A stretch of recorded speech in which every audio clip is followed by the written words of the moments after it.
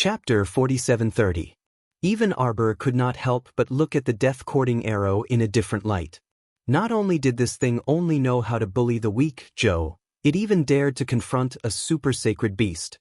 In the blink of an eye, the humanoid sacred beast suddenly turned its head. A pair of cold glassy eyes stared fixedly at the soul-locking arrow. The soul-locking arrow made a 360-degree turn in the air and swiftly flew towards Lien with a whoosh. Arbor was speechless. She took back her previous compliments. A coward was a coward. Persimmons were soft persimmons. The soul-locking arrow flew to Lien's side and pretended to be dead. Arbor looked at it with disdain. To think that you are a sacred weapon. Who would have thought that you were such a big coward? Spiritual weapons had spirits. Furthermore, this was a sacred weapon. This thing had already been enlightened and understood human nature. Arbor's glance seemed insignificant, but it contained a great deal of mockery. The soul-locking arrow jumped twice in the air. It wanted to charge down and continue to aim at Arbor. However, upon seeing Lien's pitch-black eyes coldly sweep over, the soul-locking arrow immediately became docile. The humanoid sacred beast was stopped by the soul-locking arrow. Its attention was focused on Lien and He Jiachen. Long Huan, who had escaped death, was covered in cold sweat. He suddenly turned and grabbed Long Shangyun's hand. He lowered his voice and growled, "Come out!" Long Shangyun flung Long Huan's hand away. She pursed her lips. When she raised her head again, her eyes were filled with vicissitudes and coldness. "Do you know the past of the Forgotten River Dragon clan?" Long Shangyun stared coldly at Long Huan. She said word by word, "The overlord of the Forgotten River for 100 years. Half of the country was under his control. During the most prosperous period, even the emperors of the 3 continents had to bow and respectfully greet the Forgotten River Dragon clan's patriarch as Senior Long. Our clan once had the world's strongest guardian beast. The sacred beast Black Dragon." The cold sweat on Long Huan's forehead rolled down one by one. He really wanted to kneel down and beg this grandmother to stop causing trouble. Come out of his sister's body. At this moment, Long Shangyun's body was barely able to support Long Qian's spiritual soul. As time passed, she would definitely collapse. Long Huan, you should have guessed it. If this guardian beast did not go berserk for some reason, the Dragon Clan's ancestors would not plan to get rid of it. Scatter its spirit and seal it in the Black Soul Pearl. For this reason, our tribe has been secretly researching the reason why the Black Dragon went berserk. Long Huan's of the Black Dragon clan's eyes. Long Huan clenched his fists, his voice trembling. "Grandmother, can you stop talking? Come out of Xiang Yun's body first." Long Shangyun's body was already cracking, and wisps of blood were seeping out from her skin. Long Shangyun raised her head. It was as if her head had been pulled up from the back of her head by a hook. Her head was twisted at an angle. We call these berserk holy beasts that don't even recognize their own kin exterminators. Because when they went berserk, they could destroy everything in the world. At this point, Long Shangyun suddenly laughed wildly with a twisted expression. Her sharp voice was mixed with a trace of age. "Since we can't go back to the past, then let the others be destroyed with our Forgotten River Dragon clan." Chapter 4731. Long Shangyun's expression was very apathetic as she reached out and took a space ring from Long Qian's corpse. "Grandmother!" Long Qian shouted in horror. However, Long Shangyun quickly took out several bottles of clear blue medicinal liquid and threw them into the sea.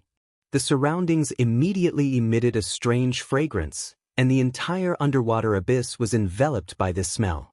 A berserk factor surged in the humanoid sacred beast's eyes. It was accompanied by Long Shangyun's half-shrill, half-aged voice. "Although we haven't been able to develop a method to break this berserk state. However, we have extracted an item from the sacred beast Black Dragon's body that can make a berserk medicinal liquid. In the eyes of an exterminator, everything in the world must be destroyed without exception." Long Shangyun laughed maniacally until blood seeped out of her facial orifices. She looked especially terrifying as blood trickled down her face. The humanoid sacred beast's body suddenly doubled in size. The entire azure sea was pressed down on the top of its head, and the eerily cold underwater abyss was coiled up beneath its body. It bared a mouthful of fangs and lowered its head to whip its tail without any explanation, striking at the place where Emo Lien and Jichen were standing. Emo Lien reflexively flung the little stoic outside. The raven moonsword was already in her hand, and she swiftly drew a stream of black flames to meet that huge tail head-on. The black flames landed on the humanoid sacred beast's huge tail, but they were swiftly repelled. The venerable Peach Blossom Immortal's divine sword scraped against the snake's hard scales, and he felt the web between his thumb and index finger go slightly numb from the shock. When he withdrew his sword to take a look, he couldn't help but be dumbfounded. A divine weapon was completely rolled up from the sword tip to the blade. It was clear how sturdy that fellow's scales were. The venerable Peach Blossom Immortal's face was cold as he casually tossed that divine weapon out. With a point of his finger, the divine weapon exploded with a boom. The unrestrained flow of water slapped in all directions.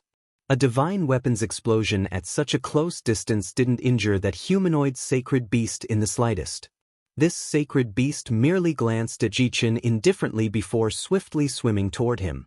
Rotten Peach Blossom. Arbor's heart raced at this moment, and her gaze was somewhat dazed. She felt her heart beating so fast that it was about to jump out of her chest. The humanoid holy beast was too fast, so fast that she didn't even have time to react. The sacred beast's huge body was like a huge black screen, suppressing the light in front of the venerable Peach Blossom Immortal. Emo Lien's movements were also very fast. Seeing that the situation was not right, he almost instinctively threw out a hidden weapon that he carried with him. With a slight movement of his fingertips, more than 10 expressionless golems were summoned from his space ring. They surged forward to besiege the humanoid holy beast. At the same time, he appeared beside the venerable Peach Blossom Immortal and pulled him away from the human-shaped divine beast. The huge tail of the humanoid holy beast fell down and slammed into the sea. The sweeping force caused the two of them to stumble forward. All of a sudden, a whirlpool appeared in the depths of the ocean. A terrifying suction force instantly wrapped around a section of the humanoid holy beast's tail. Emo Lien and the venerable Peach Blossom Immortal looked back at the same time. Without needing to greet each other, they simultaneously launched a swift and powerful attack toward the head of the humanoid holy beast. Black flames mixed with green-wood spiritual energy were wrapped in two streams of sacred power. They ruthlessly slammed into the head of the humanoid holy beast. Bam! A bloody bump appeared on the forehead of the holy beast from the explosive force. Chapter 4732. 0484 Fushi Greatsword. Emo Lien and Yuan Shurchen did not need to communicate at all. Even if Emo Lien was still in a state of half-cultivation, he also knew the principle of taking advantage of a person's weakness to take his life. Seeing that the humanoid divine beast's tail was entangled by a mysterious force in the abyss, how could they not take advantage of this opportunity to kill him? The two of them released their saint powers and smashed it all on the head of the unlucky humanoid divine beast as if it was free of charge. The group of mechanical men summoned by Emo Lien were even more impressive. They did not care about their lives at all and pounced forward one after another. The swords, spears, swords and halberds in their hands were all aimed at the upper body of the humanoid divine beast. The lower body of the humanoid divine beast was like an iron bastion. If they were to attack, it would be best to aim at his upper body. Now that this fellow was entangled by the force in the abyss, it was a good opportunity for everyone to torture him. A series of attacks were aimed at this fellow's face. This humanoid divine beast was so enraged that he roared continuously. His cold glazed eyes stared straight in the direction of Emo Lien and Yuan Shurchen with an expression of hatred. Even if you hit someone, you would not hit their face. Not to mention that he was a senior at the level of a mature divine beast. This bunch of little bastards, they really did not want to live anymore. They actually dared to attack this senior's face. Arbor had been secretly hiding at the side. When she saw this, a section of the Fushi Great Sword suddenly appeared in her left hand and quickly pulled it out. The moment she pulled it out, the little fellow's body shook violently a few times. Emo Lien felt something and turned around to take a look. Instantly, she saw that the little fellow's body was white and seemed to be swaying, as if his soul was about to leave his body. Suddenly, he felt his heart stop for a moment. He hurriedly shouted, "Don't move!" To be honest, Arbor did not even notice what Emolien was shouting at her. At this moment, all her senses were focused on the Fushi great sword in her hand. She could feel an extremely strong force flowing endlessly into her body. The feeling of becoming one with the sword was wonderful. However, Arbor looked up at the sea with a guilty expression. For some inexplicable reason, the surrounding air seemed to have become a few degrees colder. She didn't know if it was a psychological effect, but she kept feeling that ever since she pulled out the Fushi greatsword, she seemed to be able to sense the aura of the heavenly Tao, which suddenly enveloped her. "Heavenly Tao, do you dare to come? Come and I'll curse you to death. You don't care about so many people who were smuggled in from the sanctuary. Even if you care about the heavens and earth, you can't care about Jojo drawing the Fushi greatsword." Arbor held the Fushi greatsword in his hand and turned his head to look at the human-shaped sacred beast that was entangled in the abyss. "If I don't kill you now, when will I?" Arbor carried her greatsword and rushed towards the undersea abyss. That image made one's mouth twitch uncontrollably at a critical moment. "Get out of the way!" Arbor waved his little hand at Emolien and Yuan Shurchen. His entire body was filled with the power of the Fushi greatsword. She couldn't control it. Lord Jojo raised the Fushi greatsword in his hand high up and slashed down at the human-shaped sacred beast's head in the undersea abyss. The human-shaped sacred beast's pupils constricted silently, and he hurriedly waved his hand to set up a realm. Arbor's Fushi greatsword fell. The speed was almost shocking. At this time, there was no such thing as swordsmanship. Arbor just followed her heart and casually slashed with this sword. It was this sword that struck the sacred beast realm with a loud bang.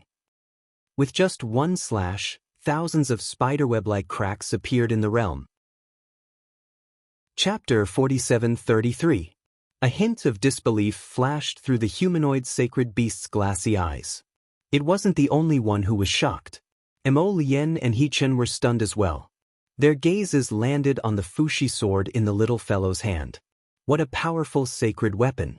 At this moment, the sword was covered in a layer of intense white light. They could only vaguely see the dense sacred chi flowing on it. Even Xiao Mu herself was taken aback by this attack. She didn't expect the Fushi greatsword to be able to break through the realm of the humanoid sacred beast with a single slash. The spiderweb-like cracks suddenly appeared. Seeing that the humanoid sacred beast's head was about to be pierced, it hurriedly swung its long tail and wrapped itself in it. The power of the sword landed squarely on its tail, scraping its scales and slicing off a piece of flesh from its tail. Everyone felt the pain for the humanoid sacred beast even though they were separated by the boiling water. Arbor's sword cut through the sea and pointed at the sacred beast. Its power was so great that it made everyone's jaws drop. Long Qian, who was in Long Shangyun's body, couldn't help but stare blankly. She muttered to herself, "No, it's impossible. How was this possible? What kind of sword in the world could slash a saint beast and peel off the scales of a saint beast? This world was truly a fantasy. When did this little girl become so capable?" Long Qian took a deep breath. She couldn't help but clench her fists. This lass's secrets were truly endless.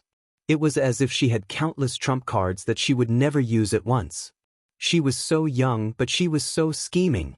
She wasn't easy to deal with. But so what if this sacred weapon was powerful? In the hands of a little deity realm cultivator, no matter how useful it was still very limited. A cold light flashed through Long Qian's eyes. Don't waste your energy struggling. No one can escape from the palm of the berserk sacred beast. Long Qian's face was filled with excitement as she said that. It was an honor for these people to be able to accompany her, the leader of the dragon clan, to die near the Lethe abyss. The humanoid saint beast suddenly let out a furious roar. His glassy eyes suddenly turned into a pair of vertical pupils as he stared coldly at Arbor. The giant tail beneath him suddenly turned into hundreds of afterimages and wrapped around Arbor. Arbor only felt a cold and gloomy aura rushing towards him, and subconsciously wanted to dodge this attack. However, The holy beast was too fast, and Arbor was locked on by his aura, so he couldn't use the power of space to teleport. In a moment of desperation, she subconsciously raised her Fushi greatsword to block the attack. Mo Lien and Heechin only felt that this little lady was too audacious. Their hearts were in their throats, and they threw themselves at the little stoic without any explanation. With a loud rumble, the entire seabed abyss collapsed. Subsequently, Xiao Mu's figure flew out and tumbled several times in the seawater before stabilizing herself with great difficulty. Sir Jojo wiped his face with his small hand and blinked. He waved his hand at Mo Lien, who rushed over in a panic, indicating that he was fine. Everyone could see with their naked eyes that the entrance to the endless ice cave in the sacrificial sea abyss and the cross-section of the glacier were shattering inch by inch in this earth-shattering quake. The scene in front of them was like a galaxy shattering. The boiling seawater was enveloped by the icy aura emitted from the seabed abyss. Chapter 4734. The seawater finally started to cool. But very quickly, everyone present felt that something was amiss. The temperature of the seawater was dropping too quickly. In less than a second, everyone felt that the surrounding seawater had frozen into an ice hole. Waves of cold air seeped into their limbs and bones, causing them to shiver uncontrollably. "Jojo!" Hu Shurchen shouted. The humanoid divine beast's roar suddenly drowned out his shout. A pair of vertical glazed eyes were filled with coldness. If it was said that he was a powerful divine beast with some consciousness just now, then he was now a Terminator who had no consciousness at all and only knew how to kill. "I will hold him back. You take Jojo and leave first." Hu Shurchen pushed Mo Lien hard, but the latter did not budge. "What are you waiting for? Let's go. If you die, Jojo will be sad." "Nonsense. How can someone with my level of cultivation die?" The venerable Peach Blossom Immortal suddenly turned to look at Mo Lien. "You have recovered?" This guy's tone just now sounded very conscious. "Probably." Mo Lien nodded slightly. "Later I will use the ancient Mo Lien's real body to deal with him. You will assist me. What's the price?" Hu Shurchen raised his brows and asked. He did not believe that there would be no price to pay for activating the ancient Mo Lien's real body. Mo Lien was silent for a moment, then said, "I will probably be in deep sleep for a while."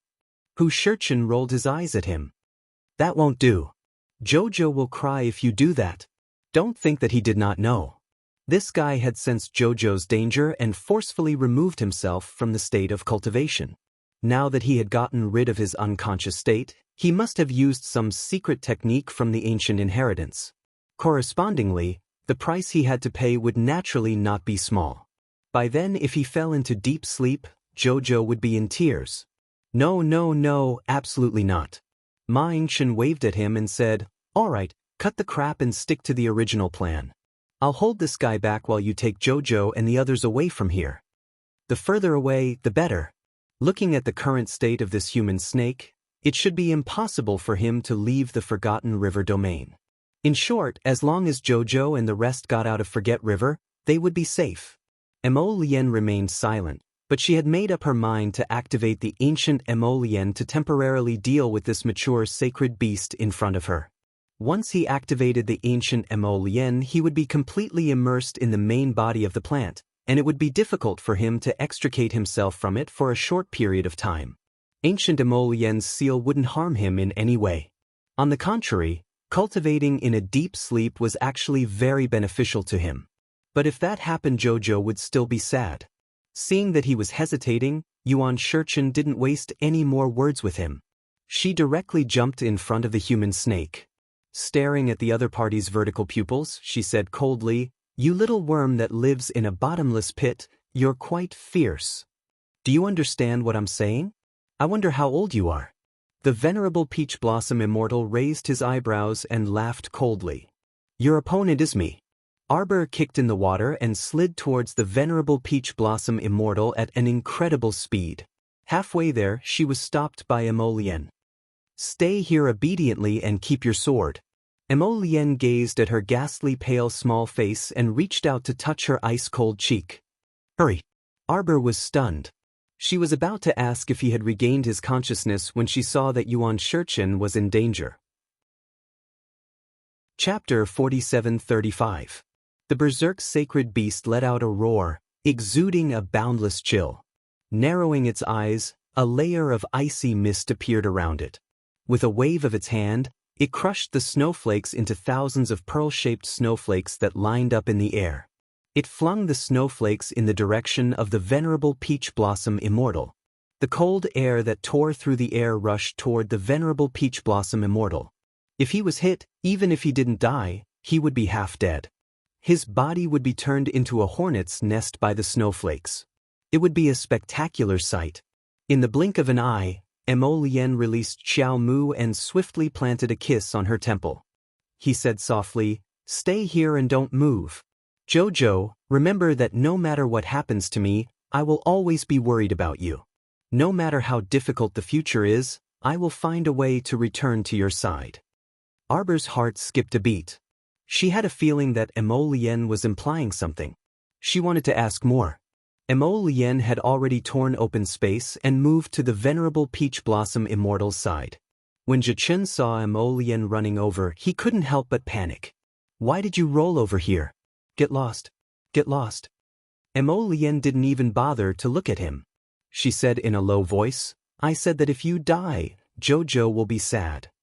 "How can I, huh?" Mo Lien didn't bother to talk nonsense with him. She narrowed her eyes and looked at the berserk human snake. Suddenly, she raised a defensive wall around them. With a cold glint in her eyes, she stared at him and said, "Get back to the seabed abyss."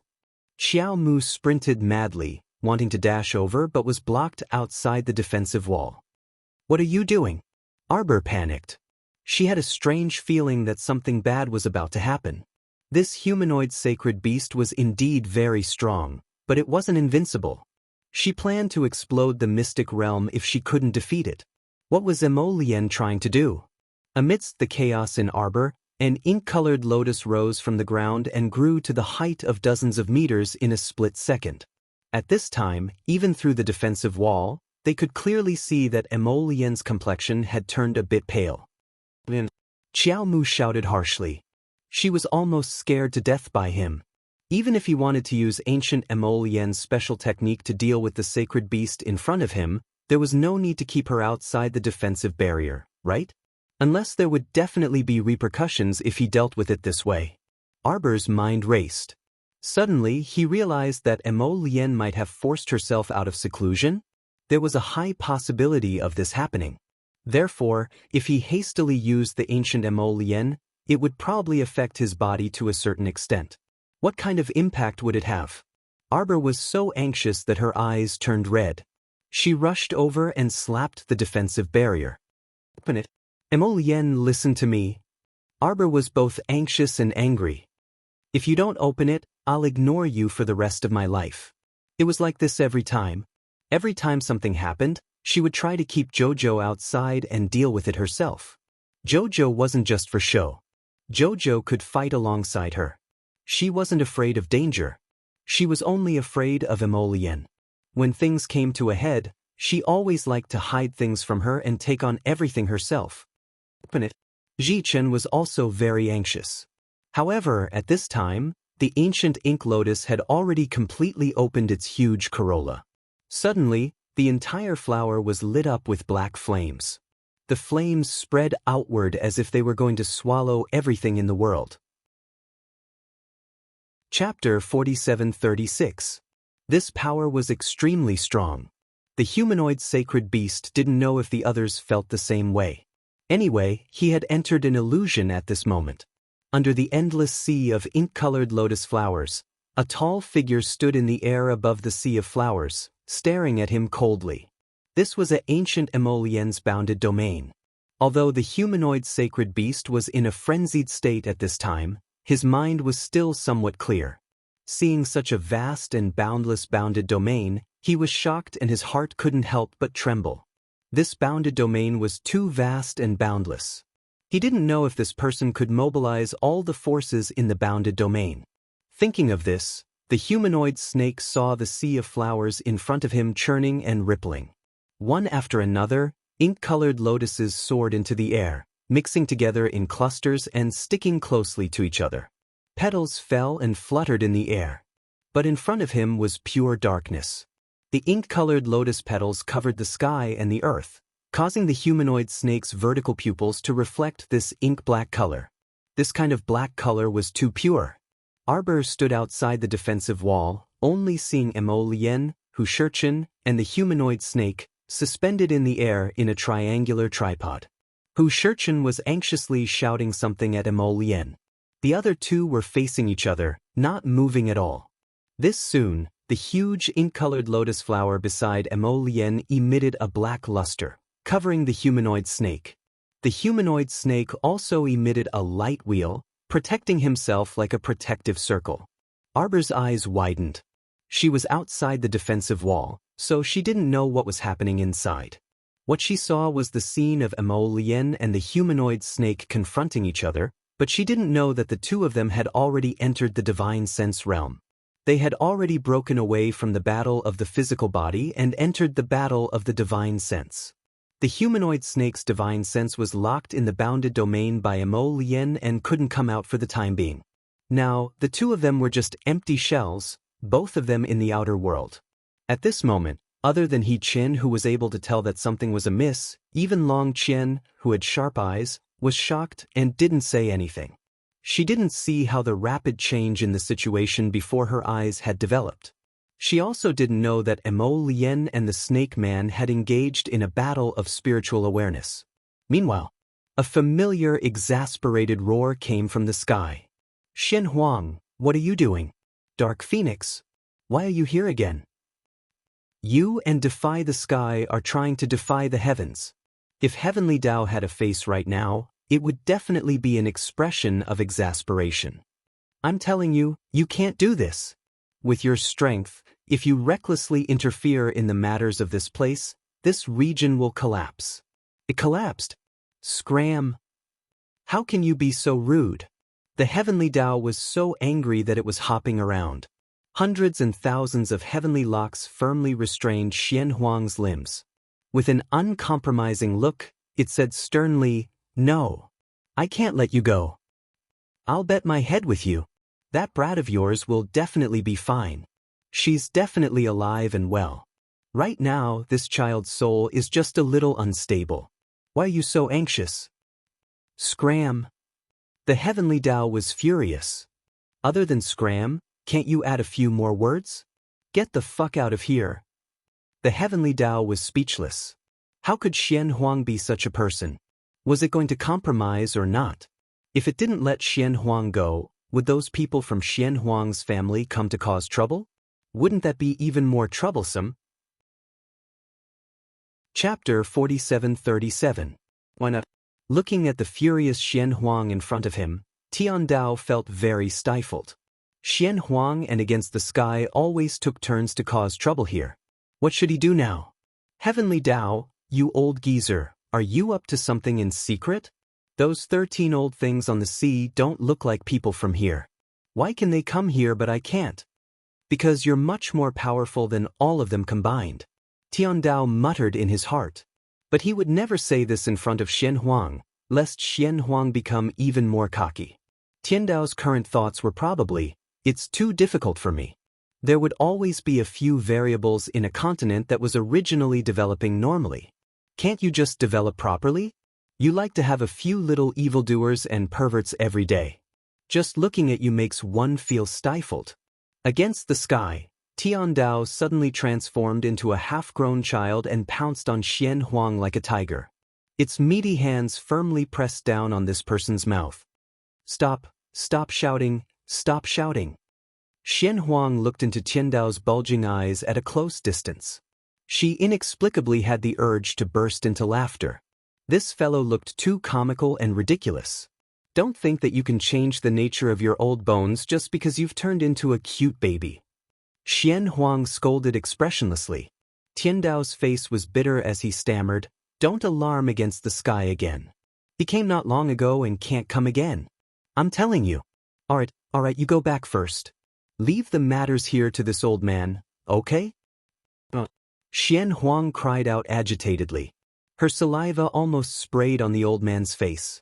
Tiandao's old face twisted in anger. Then, he said with a fierce face, "I'm telling you, Xian Huang, don't force me to use my trump card. You can't bear the consequences." Xian Huang stared at the fellow in front of her with disdain. There was still some doubt in her eyes. What trump card? According to her understanding, Tiandao was a coward who bullied the weak and feared the strong. It wasn't that she was looking down on this fellow, but what trump card could it have that could threaten her? Heavenly Dao, who was close at hand, suddenly let out an earth-shattering cry. Xian Huang, he pounced on her and hugged her arm. He wailed, "If you don't go back, I'll go to your house every day and cry until you die." Xian Huang. With a wave of his hand, he was unable to shake off the Heavenly Dao.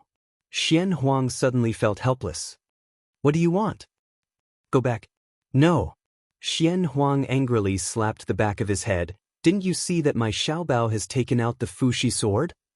Her soul is so unstable, and there are still 2 fragments of her soul that have yet to be retrieved," Xian Huang said with a cold face. "I have to see with my own eyes that everything is settled and that she is fine." Yes, I understand." Tiandao wiped his tears and said solemnly, "Xian Huang, go back first. Leave this to me. Don't worry, I won't let any of those old fellows who trespassed into the sacred region off." Xian Huang glanced at him suspiciously, indicating that she was somewhat doubtful of his words. Tiandao was very soft-hearted. Would he really deal with those outsiders? "Hey, don't doubt me." Tiandao noticed the suspicion in her eyes and couldn't help but feel anxious. "Let me tell you, I'm really not that unreliable." Chapter 4738. That human-shaped sacred beast was originally left behind from the ancient times, so it can't be considered as an intruder. Tiandao solemnly swore. Although he's unusually fierce, he was actually just woken up by someone. He's also very innocent, isn't he? Xian Huang, just like you, if you're suddenly woken up from a good sleep, you'll also have a temper when you wake up, right? Xian Huang, fuck, I'll be a fool if I believe you. This temper when you wake up almost killed my disciple and his group.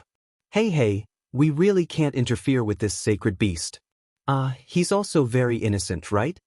Tiandao wiped his old tears and acted cute as he discussed with Xian Huang. He was originally sleeping in the abyss of the sea. I'm afraid he might not wake up even after 1,000 years. However, someone with ulterior motives woke him up and even sprinkled a berserk medicinal liquid on him. If he wakes up now, the first person he'll kill will definitely be the person who woke him up and sprinkled the medicinal liquid on him. You talk so much nonsense, what exactly do you want to say? Xian Huang angrily kicked Tiandao. Tiandao, I'm suffering in my heart. Hey, I want to say. Those cultivators who came from the holy region, I can help your disciple to deal with them. But, Tiandao's words took a turn. You also promised me that you won't interfere with that sacred beast. That sacred beast is also very innocent. So I have to fucking watch that human snake kill my disciple and his group? You have to believe in destiny. Tiandao raised his finger and pointed to the sky. How can your disciple be killed by a sacred beast? What kind of person is your disciple? You know, I know, and even the heavens and earth know. Hey, little girls need to go through some training before they can blossom and bear fruit, right? Scram. Xian Huang angrily punched Tiandao's eye. Tiandao's eye instantly swelled up. Fortunately, he was a formless, colorless, and shapeless person. He reached out to wipe his eye and returned to his original appearance. You can't be so crude and violent. Tiandao was extremely angry. He extended his fist and heavily knocked on Xian Huang's head twice. This old man is discussing with you right now. Discussion. Don't fucking refuse a toast only to drink a forfeit. Xian Huang! Exclamation point. I'll drink as punishment, I'll drink as punishment, fucking drink as punishment. Just as Tiandao's voice fell, Xian Huang transformed into a terrifying Tyrannosaurus. She lifted Tiandao and threw him left and right, punching and kicking him. Old bastard, quickly remove the heavenly lock on my body. Otherwise, I'll tear your sky apart. Ow. Ah, ah. Don't hit me. Don't hit me. Don't hit me anymore. Xian Huang's temper flared up. Regardless of whether the person in front of her was the heavenly Tao or not, she would beat him up first. Fortunately, this fellow was still bound by hundreds and thousands of invisible heavenly locks by the heavenly Tao. His movements were not that nimble after being beaten up. Heavenly Tao wailed pitifully a few times and scrambled away from the Tyrannosaurus. Xian Huang, let me tell you, don't think that you can be so disrespectful to me just because I dote on you. Don't come over. Tian Dao widened his eyes and stretched out a hand to block in front of Xian Huang. But you tell me what should I do? As long as you don't bring Nin in here to cause trouble and kill that sacred beast, I will promise you anything. Chapter 4739. Is this holy beast your relative? Xian Huang looked at Tian Dao in confusion. This guy didn't seem like someone who liked to be kind. 800 years ago, there was some history, the heavenly Tao said hesitantly. Xian Huang's eyes immediately changed. With a rich expression, she sized up Tian Dao from head to toe. The corners of her mouth couldn't help but curl up slightly. You and him? Well, what? Tian Dao looked at this guy's expression and immediately felt a chill down his spine. Put away your messy thoughts. Heavenly Tao was so angry that he was jumping up and down. We are not in the relationship you think we are. Xian Huang winked at the little old man. I understand. You understand my ass. Tian Dao was so angry that he pulled her sleeve. Let's go and find those 13 old fellows to settle the score. They came uninvited and don't even want to live such a good life in the Holy Land. Xian Huang looked at him expressionlessly. I heard you mention it last time. Aren't the days of the sacred domain rather poor and desolate? It's said that you don't even have a cup of tea to drink. What poor? Tian Dao stared at Xian Huang in disbelief. I'm doing this for their own good. They have already entered the transcendent God realm. In order to reach a higher level, shouldn't they work harder than anyone else? Drink what tea? Eat what rice? These are all people in the transcendent God realm. Usually, they eat a nutrition pill every year and a half. It's simple and easy, and it doesn't consume time, right? You don't know what the Holy Land is like, so don't blindly comment. Xian Huang, why did the people in the Holy Land feel so miserable? They had already risen to such a realm, so why couldn't they even eat hot soup and hot rice? Then what was the use of reaching the large success stage? Didn't they just want to live a better life? Tian Dao saw that her expression was indescribable and immediately snorted unhappily. What do you know? You only know how to eat all day. That brat of yours is now a deity realm cultivator. So what if he doesn't eat for 3 or 2 months? He ate every day, every meal, and 3 meals a day. I learned everything from you too.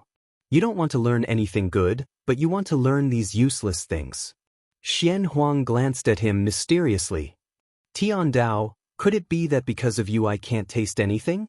Every time I see other people eating and showing a happy expression, I feel especially bitter in my heart. That's why they made the rule that people in the Saint Domain can't even drink tea, right? Release. Bullshit. Xian Huang shook her finger and nodded secretly. I must be telling the truth. Scram. The heavenly Tao roared in annoyance. Then, it rolled on the clouds and angrily headed toward the sea. At this moment, the 13 Saint Domain elders still didn't know that they were facing imminent danger. At this moment, they were imprisoning more than 20,000 elites of the 3 continents within their own defensive walls, using their pressure to oppress Little Tai Sui, Thin Monk, and the others. When Heavenly Tao rushed over, he happened to see this scene. He was so angry that his bun-like face scrunched up. How preposterous! He told them to cultivate properly in the Holy Land, but they came to the river of forgetfulness to abuse their power. A bunch of reckless things. Although Xian Huang was pulled over by the Heavenly Tao, her attention was still on her little disciple.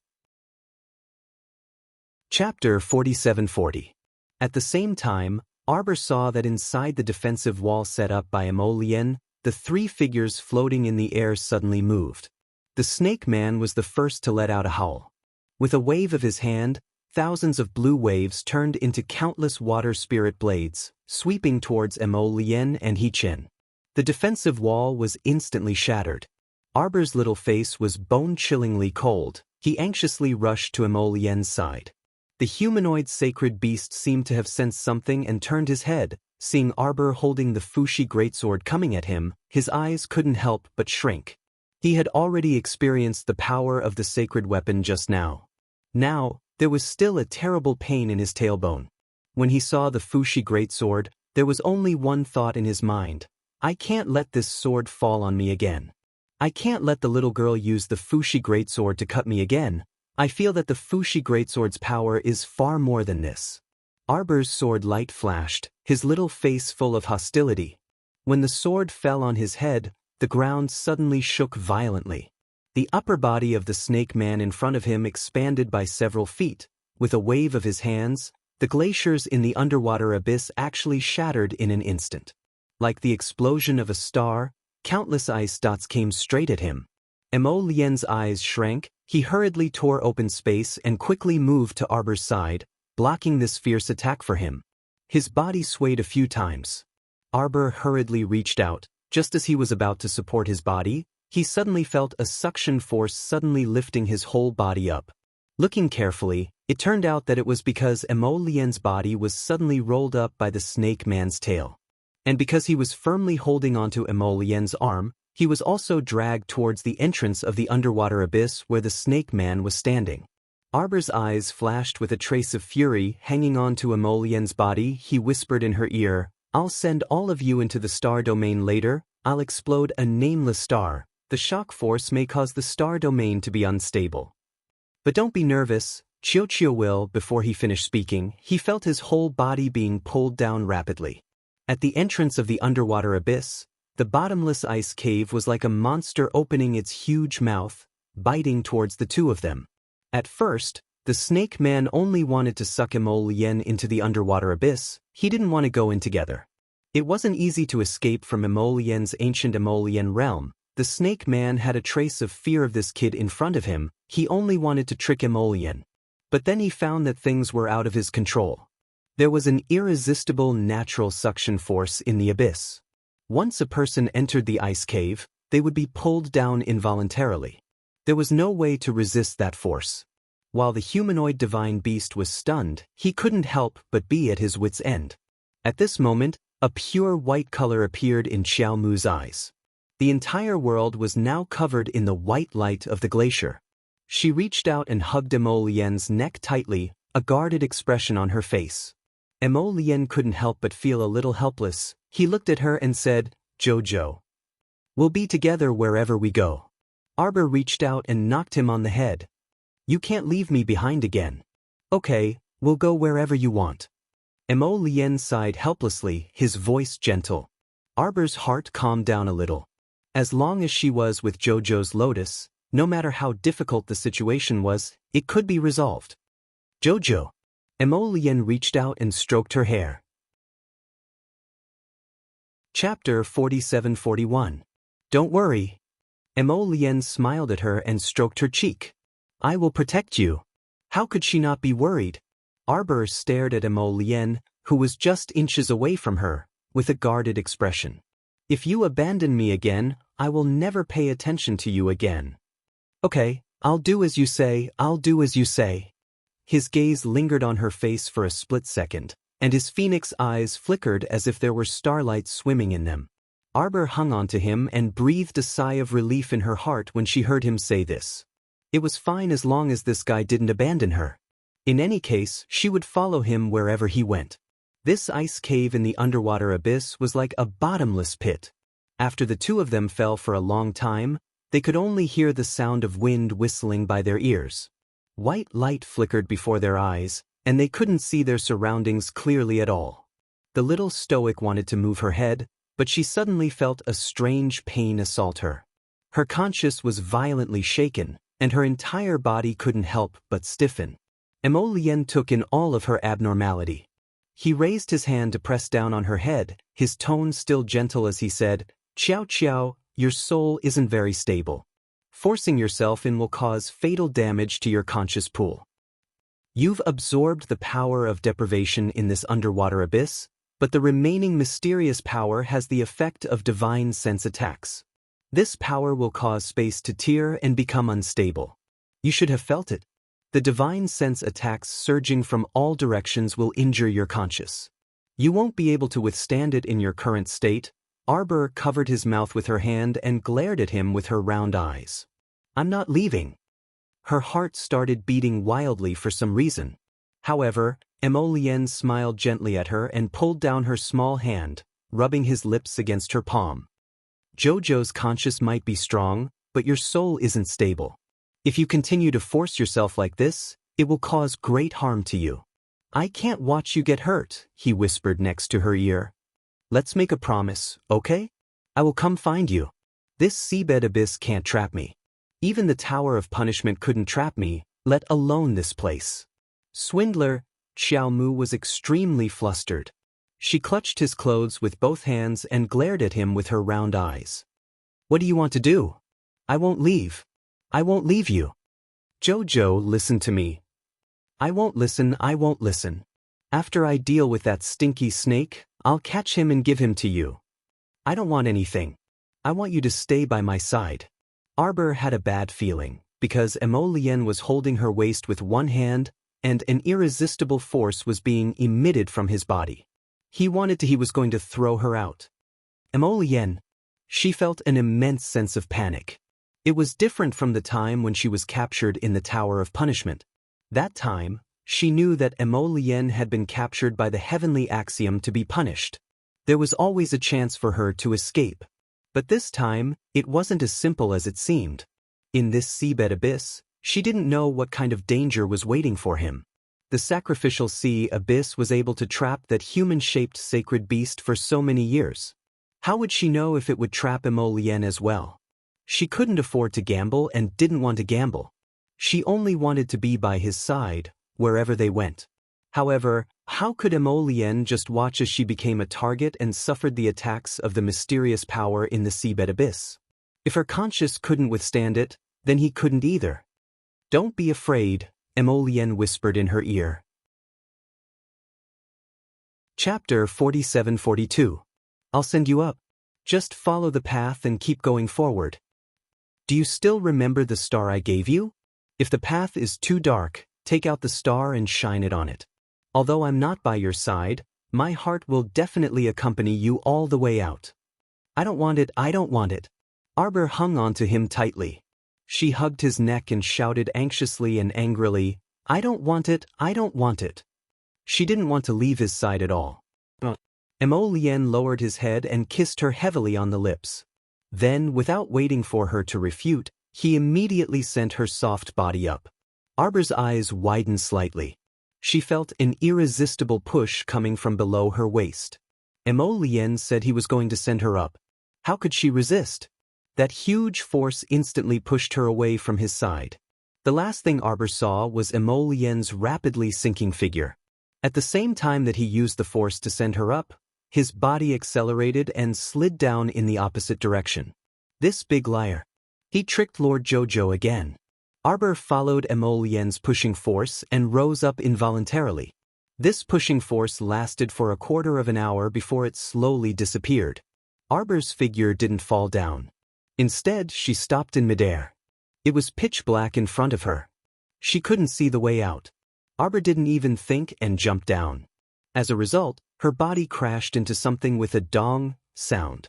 She raised her hand to touch it. It felt like something intertwined with green vines below her.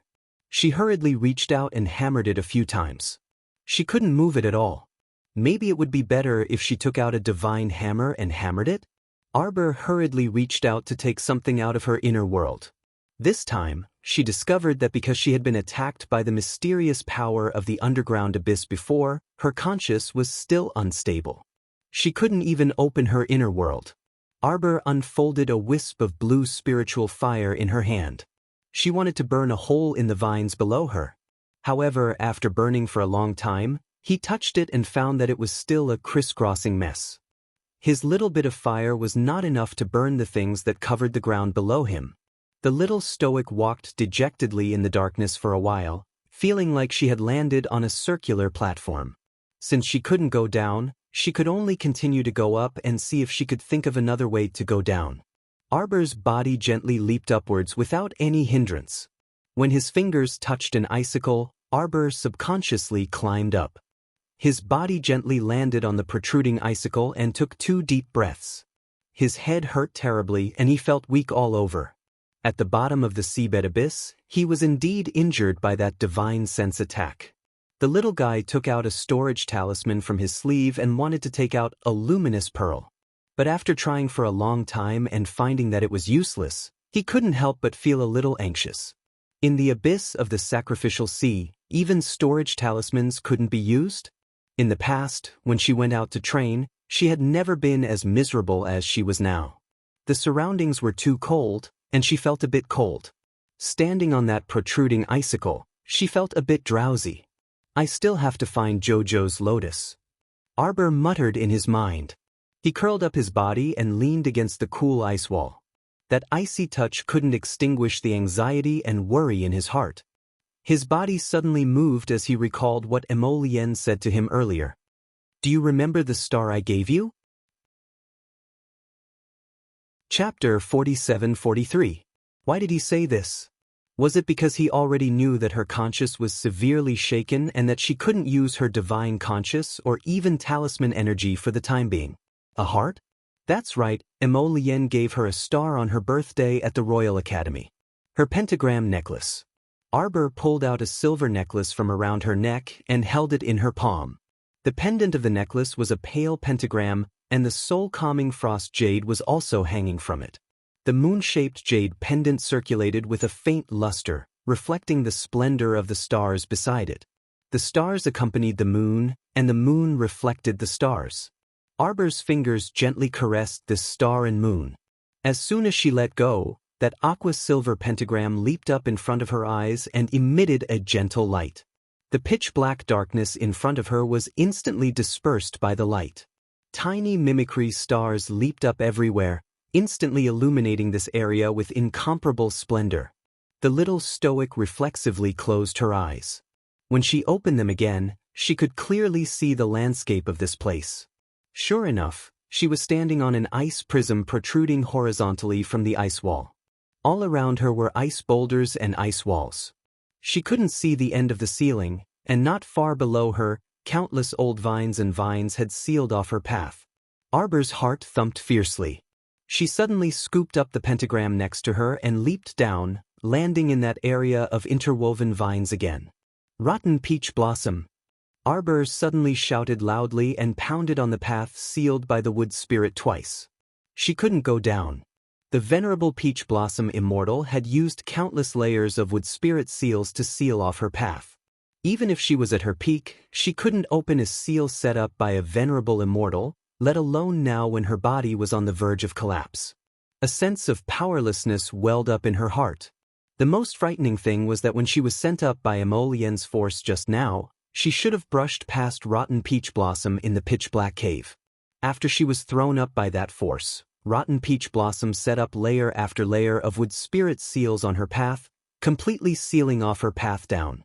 The two of them didn't even discuss it with her and acted on their own accord. They even cooperated with each other decisively and perfectly, leaving her in this mediocre place. Scoundrel! Scoundrel! Arbor patted the seal with reddened eyes and muttered, Emolien, rotten peach blossom, where did you go? Emolien, rotten peach blossom, get back here. She used her fingers to dig at the old vine that was as hard as iron. She sat there in a daze for a while before muttering to herself, I'm going up now. I'm going up to look for someone. I can't open this wood spirit seal, but little Taisui and the others should be able to. Yes, find little Taisui and the others. Arbor jumped up, holding a star in his hand and shining it above. She didn't know how long it had been since she fell into the bottomless pit of the sacrificial sea. Now when she looked up, she could see no light at the mouth of the cave, as if all the light had disappeared at the bottom of the icy cavern. Damned heavenly Tao. If anything happens to my disciple, I'll use your dog life to pay for it. You clearly know that she can't possibly be in any danger. Heavenly Tao rolled his eyes anthropomorphized. He put his hands on his hips and stood in front of Xian Huang. His little body was straight, and his little face was filled with solemnity. Life requires experience. If you don't experience it, how can you become stronger? In the past, when you went out for experience, didn't you go through so many difficulties and hardships? Chapter 47-44. Isn't the reason why you reached this height today because you can face any difficulties and hardships? A strict teacher produces a brilliant disciple. Xian Huang was silent for a moment, and in the next second, she kicked Tian Dao away. It was true, but she could say such big words to other people's children, but she couldn't stand it when she saw her own child suffer. Tian Dao saw her turn and go in the direction of the sacrificial sea abyss and couldn't help but sigh sadly. Getting up and brushing off the non-existent dust on his body, Tian Dao's face was faintly sad. As long as Xian Huang doesn't smash the sacrificial sea abyss and destroy any space in this realm, then no matter what she does, I can turn a blind eye to it. Tian Dao didn't want to pay attention to Xian Huang at all. She turned her head and revealed the face of a young woman, glaring at the 13 sanctuary elders who were like quails.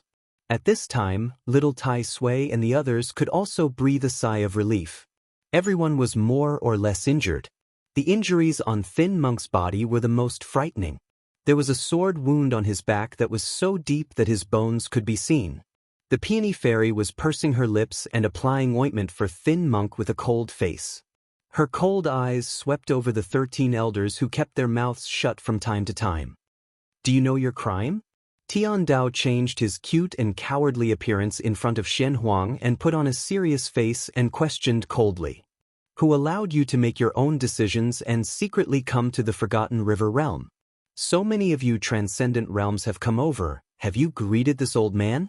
One of the Forgotten River elders said boldly, We didn't come here on our own. We were summoned here.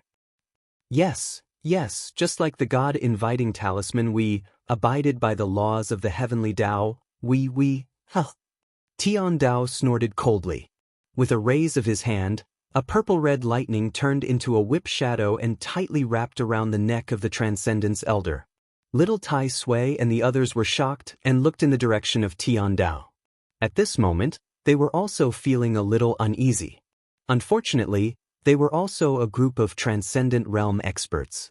What was even more unfortunate was that they were a group of Transcendent Realm experts who had escaped from the Punishment Tower. If even Transcendence could not come to this continent, strictly speaking, they should have ascended to the Holy Realm long ago. How dare you quibble with me? Tian Dao put one hand on his waist and made the shape of a teapot.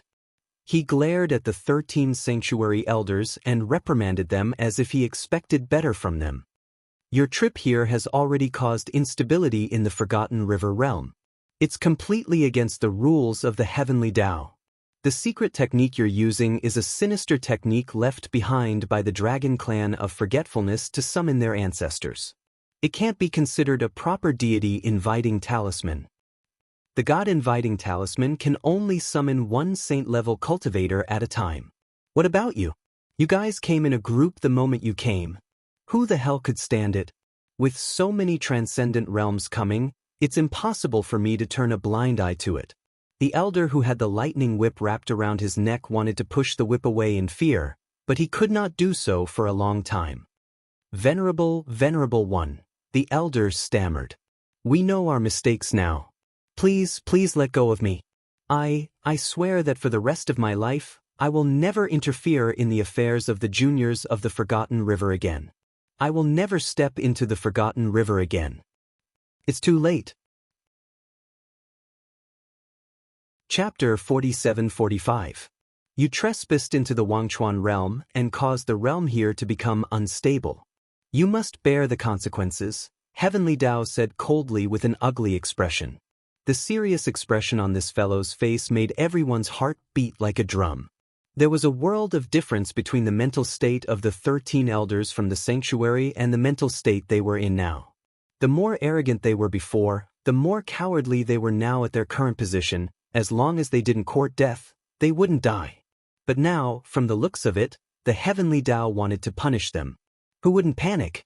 The elder whose neck was wrapped by the lightning whip hurriedly took a few steps back and begged for mercy with a bitter expression. Supremacy, please forgive us.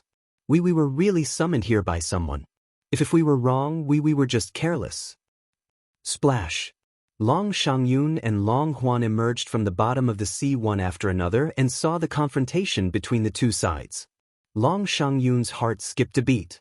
She put down the coffin she was carrying with one hand and pinched Long Huan with the other, using her eyes to tell him not to spout nonsense later. Heavenly Dao's small body was standing in the air. Opposite him were 13 elders standing in a row like quails. Little Tai Sui, Dao Wuji, and the others were all healing their injuries. When they heard the commotion, they hurriedly turned to look. When they saw that only Long Shangyun and Long Huan came out, disappointment flashed through their eyes. Recover quickly. Come down with me to see what's going on, little Tai Sui said to Dao Wuji, a hint of worry lingering in his heart. To be honest, the trembling of the earth and mountains below was truly worrisome. He wondered how Jojo and the venerable Peach Blossom Immortal were doing. The latter's cheeky expression changed and he nodded at him with a serious expression. Yes. Supremacy. The sanctuary elder turned and saw Long Shangyun and Long Huan. His face tightened and he hurriedly called out to them, "Where's your grandmother? Let Long Qian come out and explain." Supremacy, we did cross the boundary this time, but there's a reason for this. We were also deceived. I thought that the secret summoning technique that Dragon Clan leader used was just like the god-descending talisman. It was within the scope of the Heavenly Dao's permission. Long Shangyun's eyes flickered as she stared coldly at the elder in front of her. With an indifferent expression, she said, "Elder, are you trying to push all the blame onto our clan leader? Useless things.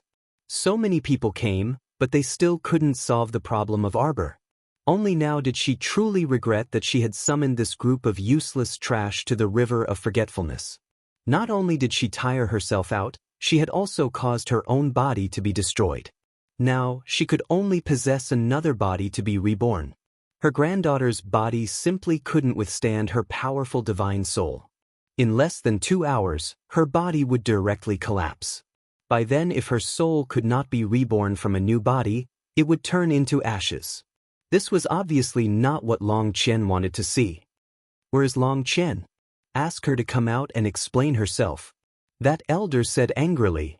In fact, it was indeed her who used a secret technique to summon us here, wasn't it?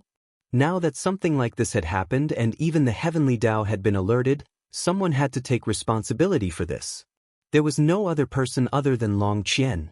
Long Shangyun's face contorted slightly. Before Long Huan could speak, she fiercely grabbed his hand. Chapter 47-46.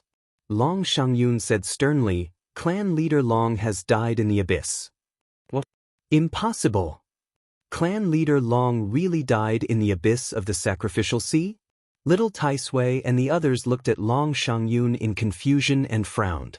How could Long Qian die so easily? Little Tai Sui and the others didn't quite believe it. Long Qian looked like a scheming person who could even plot against her own daughter and granddaughter. She didn't look like someone who would die in the sea.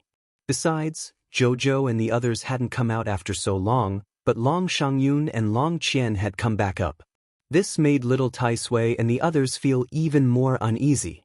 The peony fairy swallowed a pill and looked at Long Shangyun and Long Qian coldly. "Where's Jojo?" Long Shangyun said coldly, "Mu Qiao has fallen into the abyss. She can't come back up."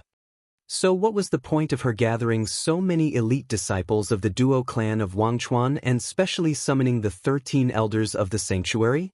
In the end, it was all because of her, Long Qian, who used a secret technique to awaken the humanoid sacred beast in the abyss. Only then did she get rid of that troublesome guy in Arbor. So what was the point of her scheming and painstaking efforts to get these useless people to come to Wangchuan? They couldn't help at all. Not only that, but they also wanted her to take the blame and bear the wrath of the Heavenly Dao? What a whimsical idea. Little Tai Sui's eyes narrowed. He stood up and glared at Long Shangyun. You're not Long Shangyun." Long Shangyun was stunned. Long Qian was also shocked. He didn't expect that the little celestial, who was always by Jojo's side and didn't speak much, could recognize that Long Shangyun wasn't the real Long Shangyun. Long Qian, you took over your own granddaughter's body? Little Tai Sui looked at Long Qian in shock, his eyes filled with confusion. This woman was indeed a ruthless woman. Not only was she heartless to her own granddaughter, she was even ruthless to her own granddaughter. No wonder Long Shangyun's face was as pale as a dead person. Long Shangyun wouldn't be able to withstand Long Qian's powerful spiritual soul. She would kill her granddaughter with her own hands. Grandmother! Long Yen finally could not hold back his tears as he cried out miserably, I beg you, quickly come out of Xiang Yun's body. She can't hold on any longer.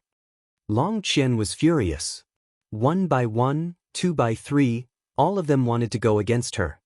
He really wished that a bolt of lightning would descend from the sky and strike these unfilial grandsons and granddaughters to death. Boom! Thunder roared. Long Qian's entire body tensed up. She raised her hand and threw something out, blocking the lightning that was falling from the sky. With a loud crack, the lightning struck the item that Long Qian had thrown out and split it apart. Only then did everyone see clearly that it was a top-notch coffin. However, at this moment, the coffin had already been split open by the power of the heavenly lightning. A young woman rolled out from within and landed heavily on the ground with her face facing the ground. Sister Shui Yuan.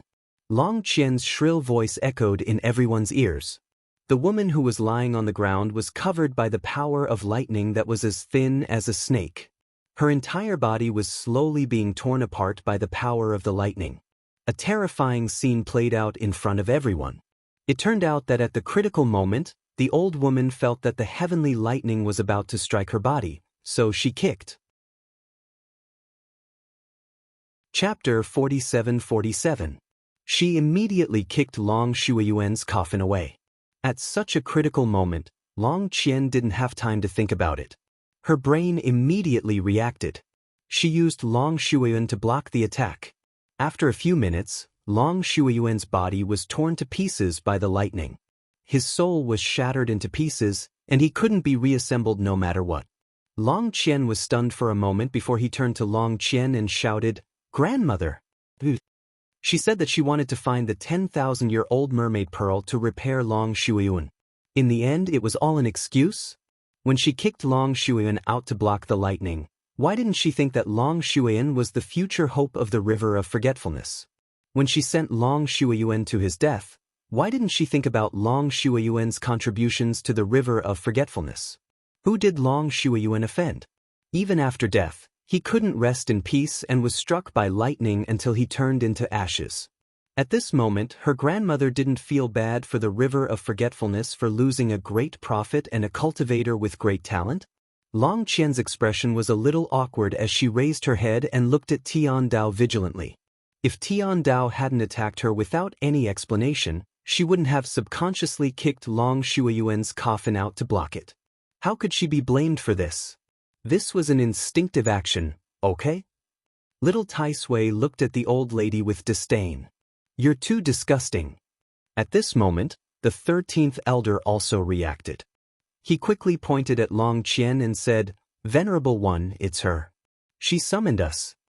Tian Dao only looked at them coldly. You are the main culprits, and she is an accomplice. She will also be punished by Tian Dao. The 13 elders' expressions changed at the same time. 2 of the elders hurriedly turned around and fled into the distance. Their speed was very fast. In just a moment, everyone saw 2 small black dots on the sea as they shot away. Tian Dao didn't even bat an eyelid. It was formless, colorless, and tasteless. Anything in the world could be him and not him. Any drop of water in the sea could be him and not him. This was Tian Dao. These 2 elders were too laughable. Escape? Where could they escape to? Where did they belong? The heavenly Tao looked down on them coldly and said solemnly, According to the rules of the heavenly Tao, this sovereign will punish you with 99 bolts of heavenly thunder. Those who can withstand the 99 bolts of lightning and maintain their undying bodies will be considered to have overcome this tribulation. I won't pursue this matter in the future. The faces of the Saint Domain elders turned ashen, their faces ashen. 99 heavenly thunders? Back then, during the 5 spirits' reincarnation, the heavenly thunder would at most strike down 9 times before stopping. At that time, they were struck to the point where they were on the brink of death, vomiting blood incessantly, losing more than half of their lives. But now the heavenly Tao actually said that it would send down 99 lightning punishments. Not everyone could be like Arbor, who could withstand the lightning bolts and jump around. Not everyone could be like Jojo and be tolerated by the heavenly axiom over and over again, who had the ability to withstand 99 bolts of heavenly lightning tribulation without dying. It wasn't like he had an indestructible body made of iron. Even if they had risen to the transcendent realm now, they were still humans. Boom! A soul-shaking sound of thunder came from afar. In the blink of an eye, bolts of heavenly lightning struck the surface of the sea one after another, producing loud sounds. Tian Dao looked expressionlessly at the elders whose faces were ashen. With a flick of his finger, the 2 elders who had already flown far away were like chicks who had been grabbed by the back of their necks. Chapter 47-48. It was as if an invisible palm had pulled them all the way back from afar and flung them heavily to the ground. The heavenly lightning halos circled around the 2 of them. Everyone looked down and saw the sizzling power of lightning circling around the 2 of them, gradually climbing up to their necks. Suddenly, it rushed towards their faces. It was as if a lightning bolt had opened up on their faces, creating a long crack. The 2 elders' faces cracked from their chins to their foreheads. It was a tragic sight. Everyone silently looked away. They were shocked to find that Tian Dao was incomparably cruel. Although he acted cute on the outside, they did not expect him to be so ruthless. When he taught people a lesson, it was really impossible to guard against him. When the other elders of the sanctuary saw this, they were so frightened that their faces turned pale. At this moment, they were extremely regretful. Why did they listen to Long Qian's summons and come down to the river of forgetfulness from the sanctuary? If they continued to stay in the sacred region, diligently practicing their martial arts and diligently cultivating their realms, then it would be impossible for an accident to offend Tian Dao in 10,000 years. Now, everyone was in a difficult position and regretted their actions. When Xian Huang found her beloved disciple, this little fellow was struggling to climb up. Master! When Arbor saw her, her eyes lit up. Xiaobao, don't worry. Master will bring you out now. Her gaze suddenly fell on her hand. You took back Fuxi? Arbor nodded. Her body had reached its limit and could not support the power of the Fuxi sword. She had already taken it back. Xiaobao, your soul. Xiaomu didn't wait for Xian Huang to finish reciting before flying to her side and shaking her arm forcefully. Master, Rotten Peach Blossom has set up a seal barrier below. Can you help me remove it? Xian Huang looked at her little disciple's expression and could not help but feel uneasy. His little disciple's face was as calm as water, but the anxiety in his eyes couldn't lie. She was burning with anxiety. Xian Huang nodded and followed her to the wood spirit seal wall. While unlocking the seal, she consoled her little disciple, Xiaobao, the natural suction force in the abyss under the sea is not something that 1 or 2 people can deal with. You don't have to blame yourself. Arbor nodded and lowered his little head, his eyes fixed on the wood spirit seal that his master had opened. It had been opened. A crack had been created in the seal by his master's sword. From the center of this crack, countless spiderweb-like cracks appeared, shattering the entire seal in a matter of minutes. Such tyrannical power. Arbor took a deep breath and looked down.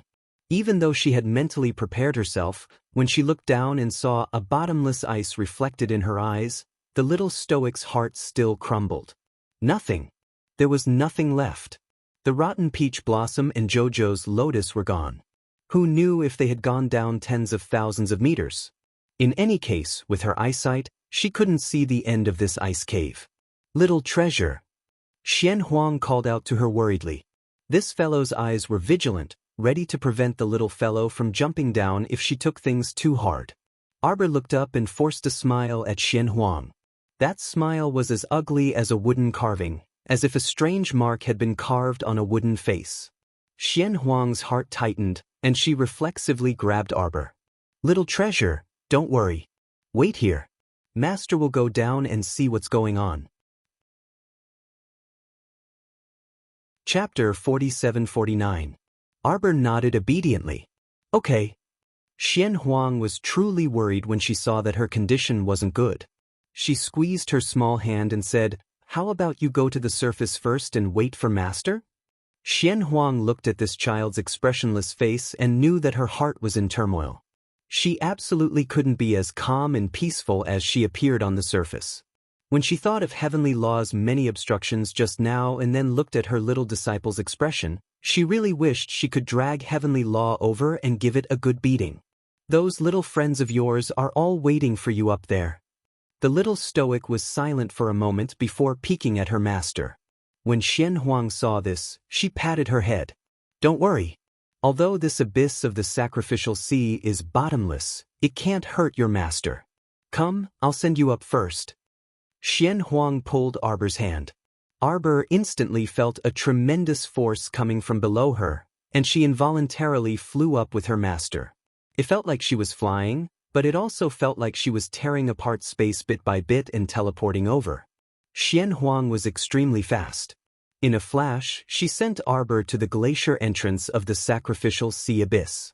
Due to the huge earthquake just now, the glacier at the cave entrance had completely collapsed. Xian Huang shattered the ice that blocked their way and pulled the little stoic out of the cave entrance. Only then did the little stoic realize that the seawater only lingered around the sacrificial sea abyss and didn't pour into the cave entrance at all. Thus, she couldn't see a single drop of water below the glacier. "Child." Xian Huang rubbed the little stoic's head and exhorted softly, "Swim up. Master will go down to take a look. I'll come up to find you soon." The little stoic nodded obediently again. She stared at Xian Huang's figure diving into the sacrificial sea abyss for a while before turning around and following the current to swim up to the surface. At this time, the seawater had already recovered its ice-cold temperature and was no longer shockingly scalding. Perhaps it was because the glacier emerged from the bottom of the sacrificial sea abyss, but the temperature of the seawater here was much lower than the surrounding currents. A trace of coolness lingered in Arbor's heart, but it couldn't suppress the fire in her heart that flared up. Long Qian.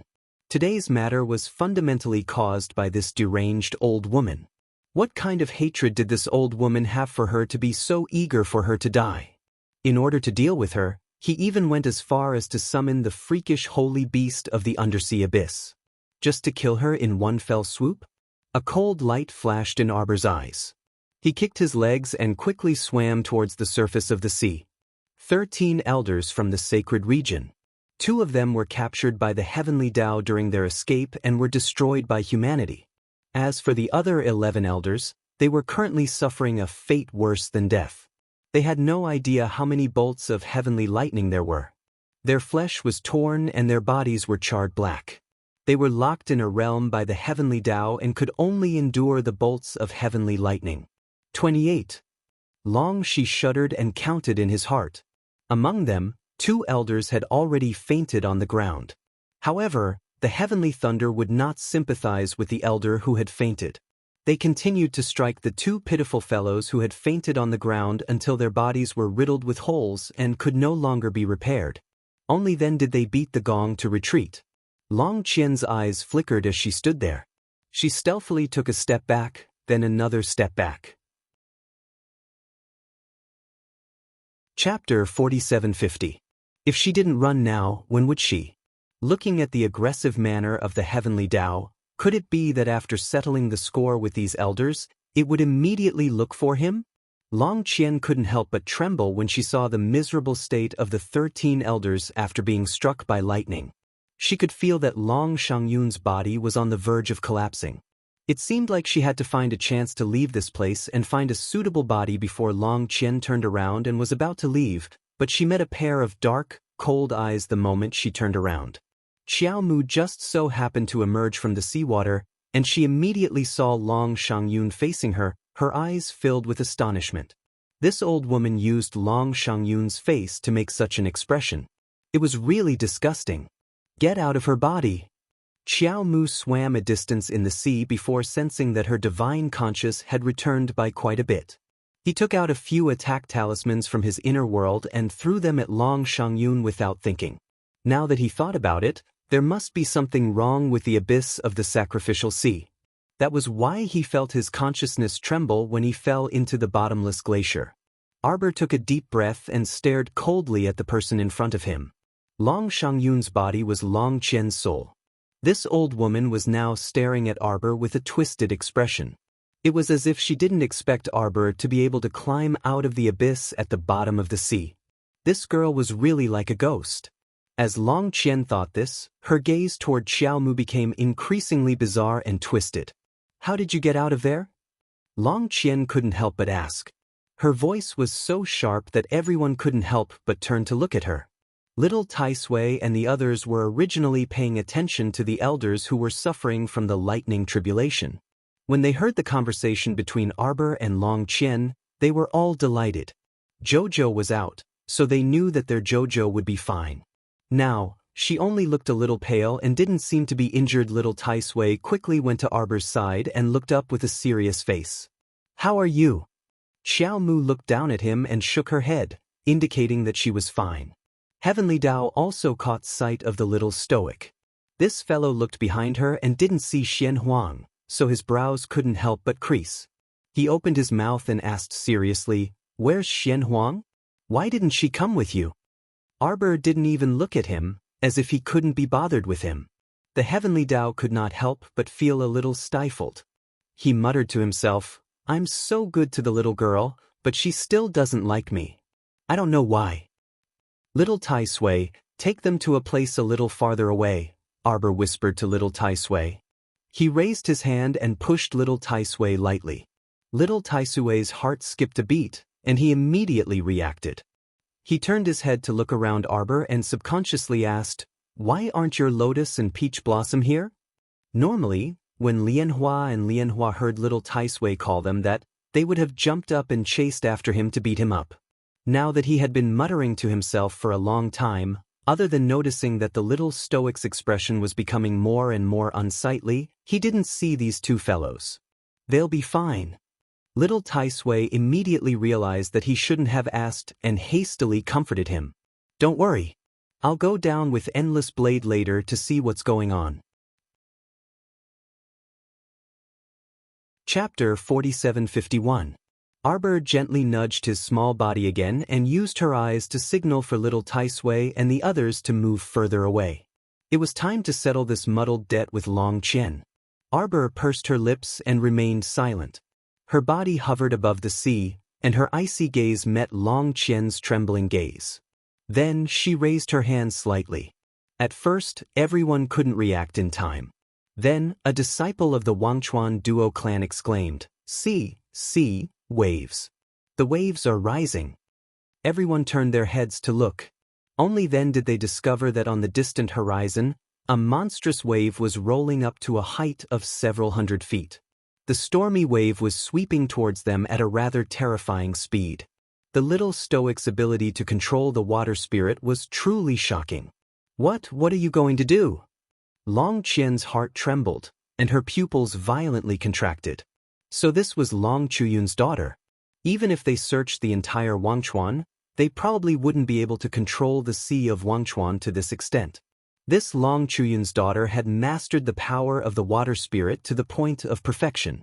It was obvious that she could command the water spirit with a single breath and use it completely. Young Master Ding stood at the back of the crowd. When he saw Arbor's actions, his eyes involuntarily flickered. The little girl was the type to seek revenge for the smallest grievance. Just like back then, when he made her mother faint as a joke and then pretended to be her, it deeply infuriated this little stoic. She stabbed him in the chest like a knife.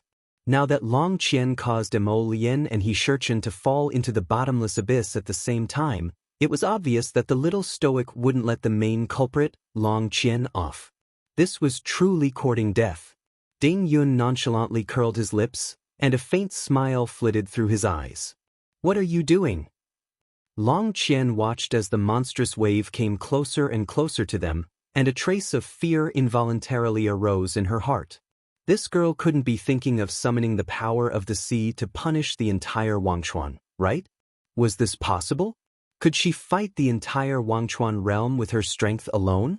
The head of the Wangchuan duo clan, Duo Chang, was so frightened that his legs turned to jelly, and he nearly fell to the ground.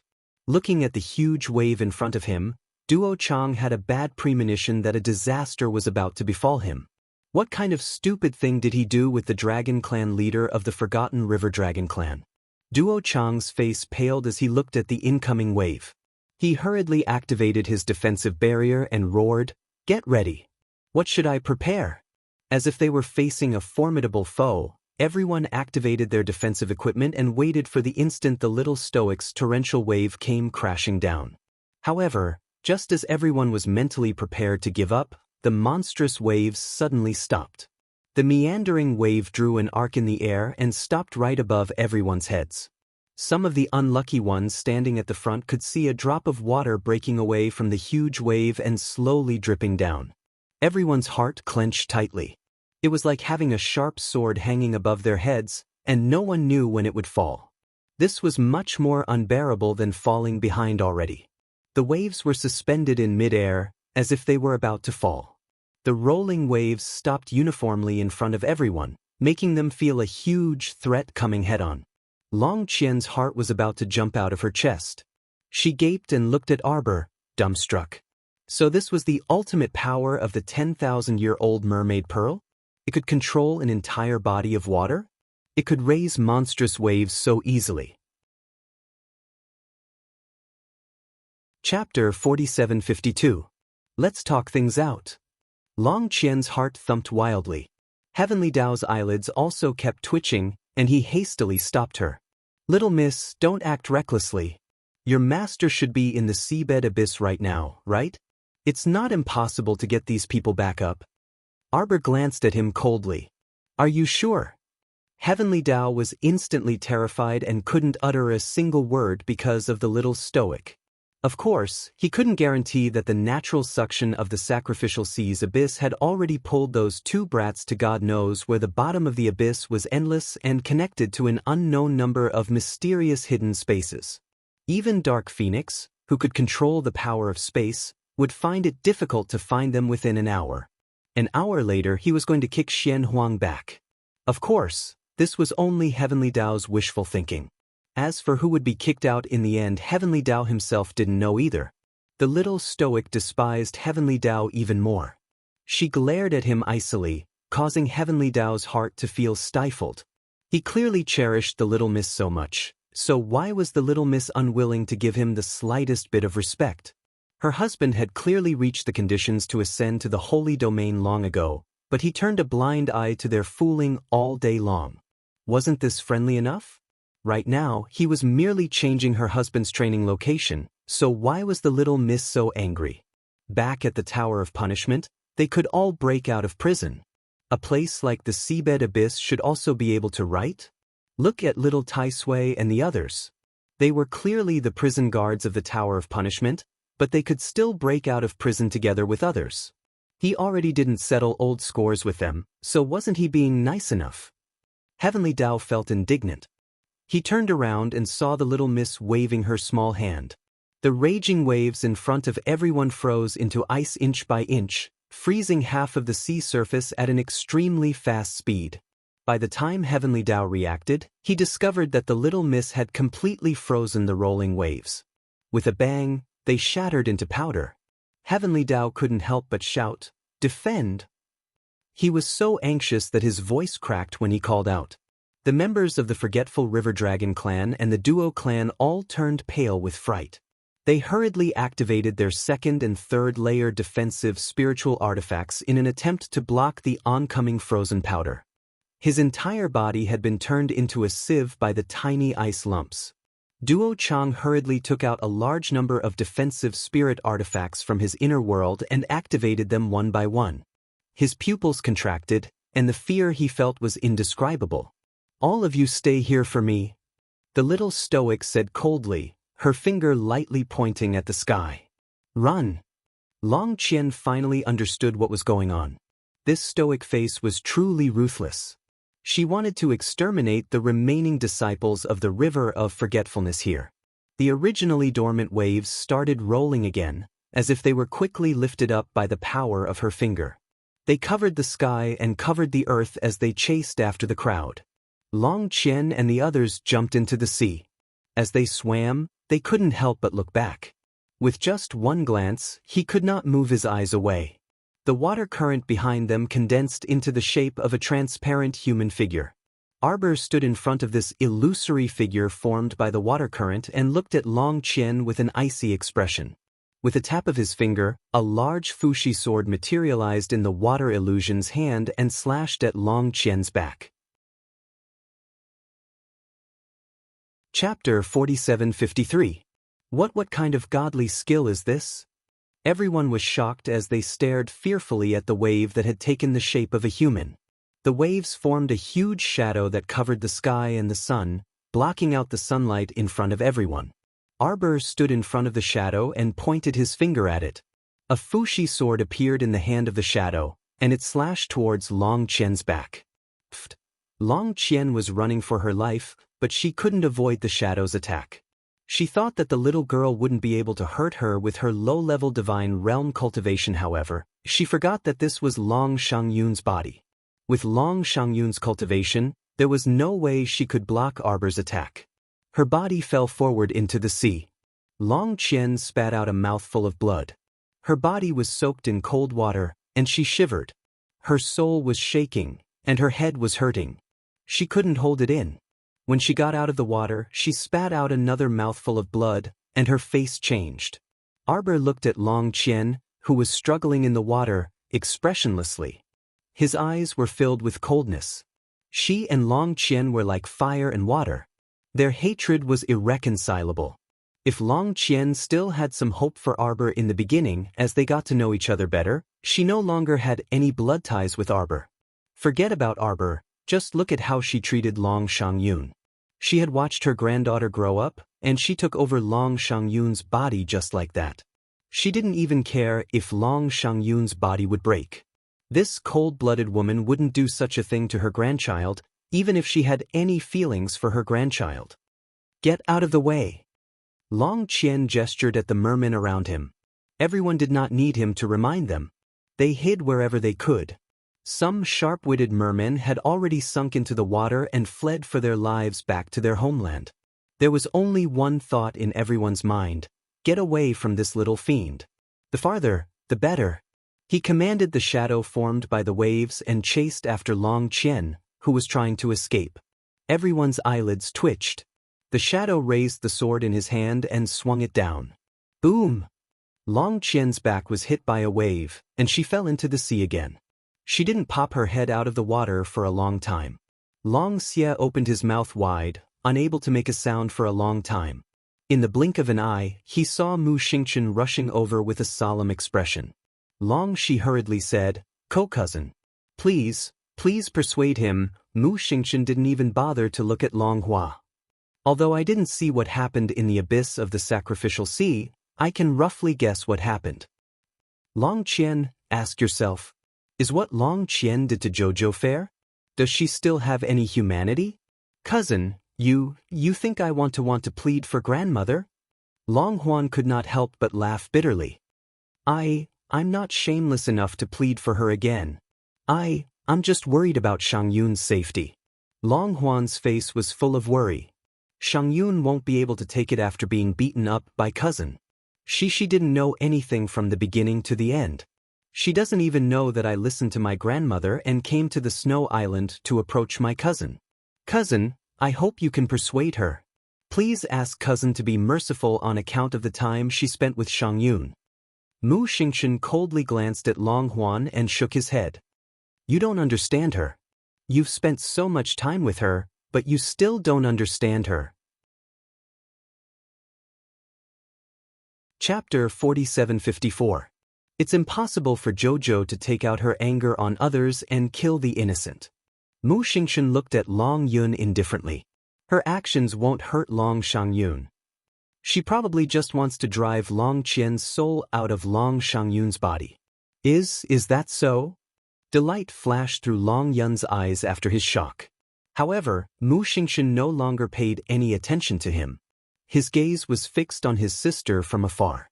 Sikong Fuling rushed to Mu Xingshan's side and humphed softly. The little stoic is still the same. She gives people the feeling that she's very unreasonable. If you don't know her well, who would know her intentions? Mu Xingshan didn't speak. Sikong Fuling stole a glance at him and muttered, "There's a soft heart under that stoic face. I already knew when we were in the mystic beast forest in the lower star domain." Although Mu Xingshan didn't say anything, a faint smile flashed through his eyes. On the other side, Long Qian's soul couldn't stay in Long Shangyun's body any longer after being slashed a dozen times by Arbor's figure formed from water. She hastily flew out. When Long Shangyun's body sank into the sea without her noticing, the wood spirit whip in Arbor's hand flashed and coiled around her body, pulling and flinging her. Long Shangyun's limp body was sent flying towards Long Huan. Long Yun hastily swam forward and caught his sister that Arbor tossed over. He glanced at Arbor with a complicated expression. Meanwhile, Long Qian's soul wanted to escape the instant it left her body. However, Arbor had already calculated and set up an isolation talisman formation the moment he pulled her soul out of Long Shangyun's body. No matter how good Long Qian was at escaping, she couldn't escape from her formation for the time being. Long Qian screamed anxiously. Her soul flickered in and out of existence in midair as if it would disappear completely in the next second. Heavenly Dao suddenly said, "This person acted recklessly and used her clan's secret technique to secretly summon a holy region elder. This noble one must punish her." Arbor coldly rejected him. "You're no longer needed here." Heavenly Dao. It felt like the little stoic was extremely disdainful of him. When it was time for you to go on stage, you dilly-dallied and didn't go on stage. When it's not your time to speak, you're randomly interrupting. The little stoic coolly swept a glance at Heavenly Law. She pointed with a finger, and that gigantic wave silhouette in midair abruptly descended. The illusory Fushi sword in his hand revealed a shapeless pressure that came from the ancient times, and it instantly shocked everyone present to the point they went perfectly silent. When Xian Huang jumped out of the abyss, her heart couldn't help but skip a beat. Looking at the little fellow's pale face and fluctuating spirit, he was secretly using the power of the Fushi greatsword again. Why was this child so worrisome? She couldn't stop worrying if she didn't take a look at him. By the time Dark Phoenix flew over, the sword under the little stoic's command had already heavily chopped down. The seawater immediately split open from the middle, as if it had been split into a cross-section. Between the two sections, the seawater gushed out like two waterfalls in the direction of the underwater abyss. Heavenly Dao wailed as he rushed forward, shouting, "Little stoic, you can't destroy things like this." Fuck, how could she take out a sage weapon and randomly chop it, splitting mountains and splitting seas, cutting a large fissure in the Sea of Forgetfulness? From the looks of it, he didn't know if he could patch up this large fissure even if he replenished it for 3 years. Ha-whoa. The little stoic was too deceitful. Chapter 4755. Arbor expressionlessly glanced at him. When Tiandao's eyes met her clear and cold moon-like eyes and her desolate expression, his heart couldn't help but sink. This little girl could it be that she wanted to exterminate the entire river of forgetfulness? This matter was serious. Tiandao was as anxious as an ant on a hot pan. He looked up and saw Xian Huang's head popping up. Quick, Aya, you're finally back. Hurry and bring your brat back. I almost had a heart attack because of her. Quick, stop fooling around. Splitting mountains and splitting seas and diverting water to fill up the river of forgetfulness isn't a joke. Xian Huang grabbed the fussing Tiandao and sternly shouted, "Calm down. Fuck, who's the one who's restless now?" "It's your disciple, she." Tiandao's gaze abruptly landed beside the little stoic. Whose spirit is this?" At this time, a spirit that was so faint it was almost transparent slowly popped out beside the little stoic. The little stoic recognized it at a glance. It was Senior Long Xuanji. When Long Qian saw Ancestor Xuanji appear, he immediately hid behind her and stammered, "Ancestor, save me." However, Senior Xuanji didn't even look at Long Qian. His gaze landed on the little stoic and he gently said, "Child, stop for now. Your soul is very unstable right now. Why aren't you retrieving this holy weapon?" Xian Huang frowned slightly and floated to her little disciple's side. She glanced suspiciously at Long Xuanji's soul and thought, this soul is already so faint that it's almost transparent. It should only be a small wisp of soul and will disperse after 15 minutes at most. The little stoic was a person who clearly distinguished gratitude and grudges. The one who had a grudge against her was Long Qian, while Long Xuanji had always treated her with kindness. This ancestor of the Xuanji family had played an indelible role in pushing her forward on the path of her growth. She couldn't act like she was indifferent to others. Hence, she put away the Fuxi sword. However, the huge projection that was formed from the ocean currents was still in midair. It was just that it was frozen and motionless at this time, and not a single drop of water fell. The little stoic bowed respectfully to Long Xuanji and said to herself, "Senior, out of the 103 first-generation disciples of the Xuanji school, we've already found more than 80 people." Long Xuanji's eyes shone with gratification. He nodded and his tone became more relaxed. "Second sect master. Your whole family is stupid." He had said this in front of Long Xuanji's soul projection in the Xuanji mystic realm. Now that Long Xuanji had said this in front of his half-conscious soul, Senior Xuanji looked a little confused. Previously, in Senior Tianjizi's secret realm, I helped you teach Senior Tianjizi's disciple, Senior Tiantuzi, a lesson. When Long Xuanji heard this, a trace of joy flashed across his eyes. "Is that so? Good child, you really didn't waste the heavy responsibility I entrusted to you. You've completed so many things so quickly. As expected of the second-generation sect master of the Xuanji school." Wait a minute, she didn't seem to have come out to chat idly with the little stoic. She still had something important to say. Otherwise, her soul would dissipate with the wind. Strange, why was he inexplicably led astray by the little girl's words? Long Xuanji hastily organized his thoughts and said bluntly, "Second sect master, please spare the merfolk in the land of forgetfulness. These disappointing things can't be helped by rotten mud, but they're still my clansmen after all." Chapter 4756. Long Xuanji's words caused Long Qian's face to turn green and white.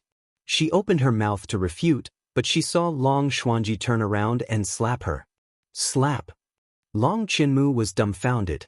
She didn't expect that as a divine soul, she could feel a burning pain from her soul after being slapped by another soul. "Long Qian, do you know your crime?" Ancestor Xuanji chided her with a dark expression. The moment Ancestor Xuanji appeared, Long Huan and the Merman Juniors had already curled up their bodies and lowered their bodies to pay their respects in the sea. "What crime have I committed?" Long Qian shouted in dissatisfaction. Ancestor Long Xuanji had humiliated her, the leader of the dragon clan, just for a junior. How could she face the rest of the clan in the future? "You are selfish. For your own selfish desires, you implicated the entire river of forgetfulness and the innocent mermaids." Long Qian was enraged. "I didn't." "You did." Long Xuanji interrupted her and said coldly, "The 10,000-year-old mermaid pearl was left behind by our ancestors. It is indeed the most precious treasure of our mermaids. However, it was said when we left it behind, only those who are capable will get it. Did you remember what I said? Did you take it to heart?" Long Xuanji questioned sternly. "Long Chuyun is your daughter. She is a very outstanding child. The 10,000-year-old mermaid pearl chose her. This is her fortune and her misfortune. Her misfortune is that she has such a self-righteous mother like you. Why did you insist that she contribute the 10,000-year-old mermaid pearl to the clan? Was it really just to follow your instructions and place the mermaid pearl in the clan so that the juniors could be baptized by the mermaid pearl at any time?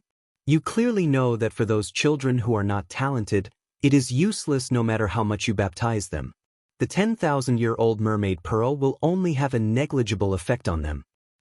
This mermaid pearl will only have the greatest effect in the hands of the most talented person.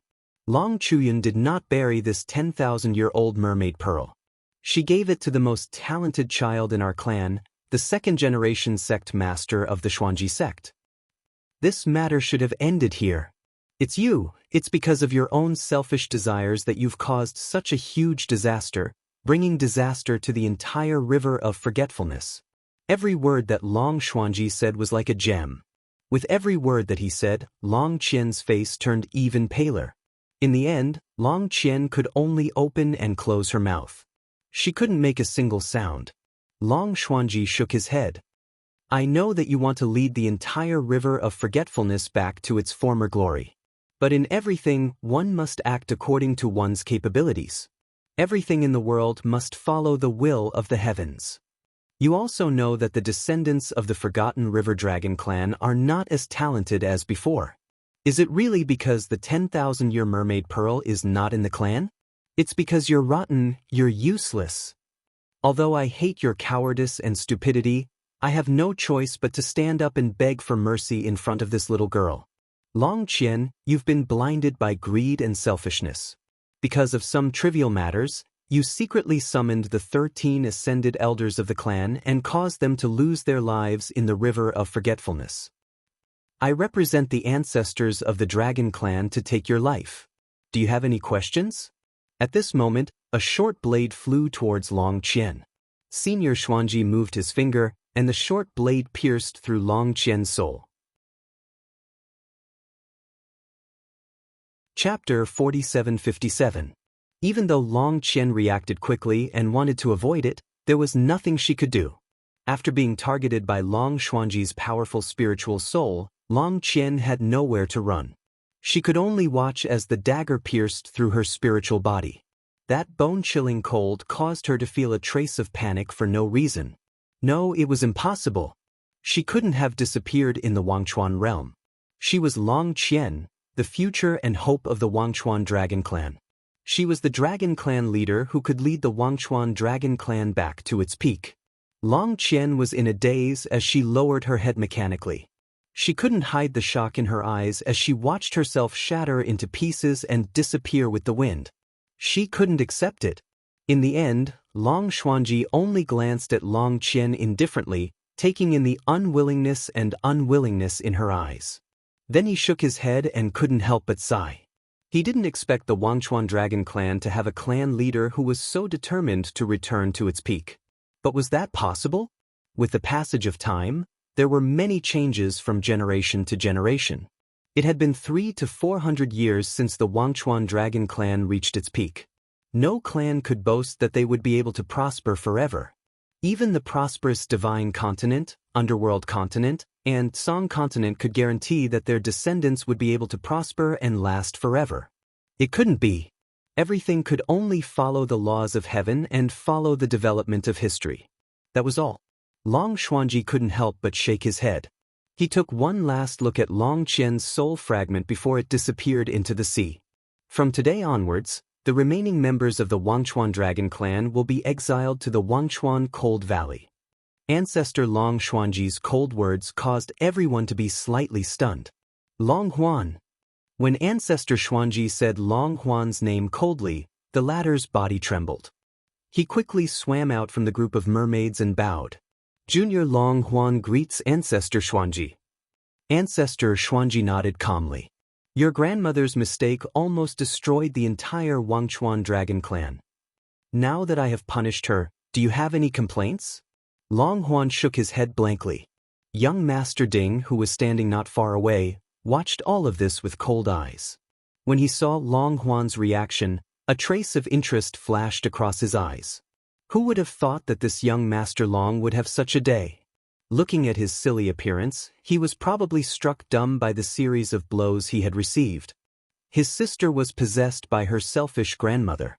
His grandmother had been killed by his ancestors. All the clansmen had to move to a barren land like the Cold Valley of Forgetfulness, and they would have to endure the torment of starvation and poverty all year round.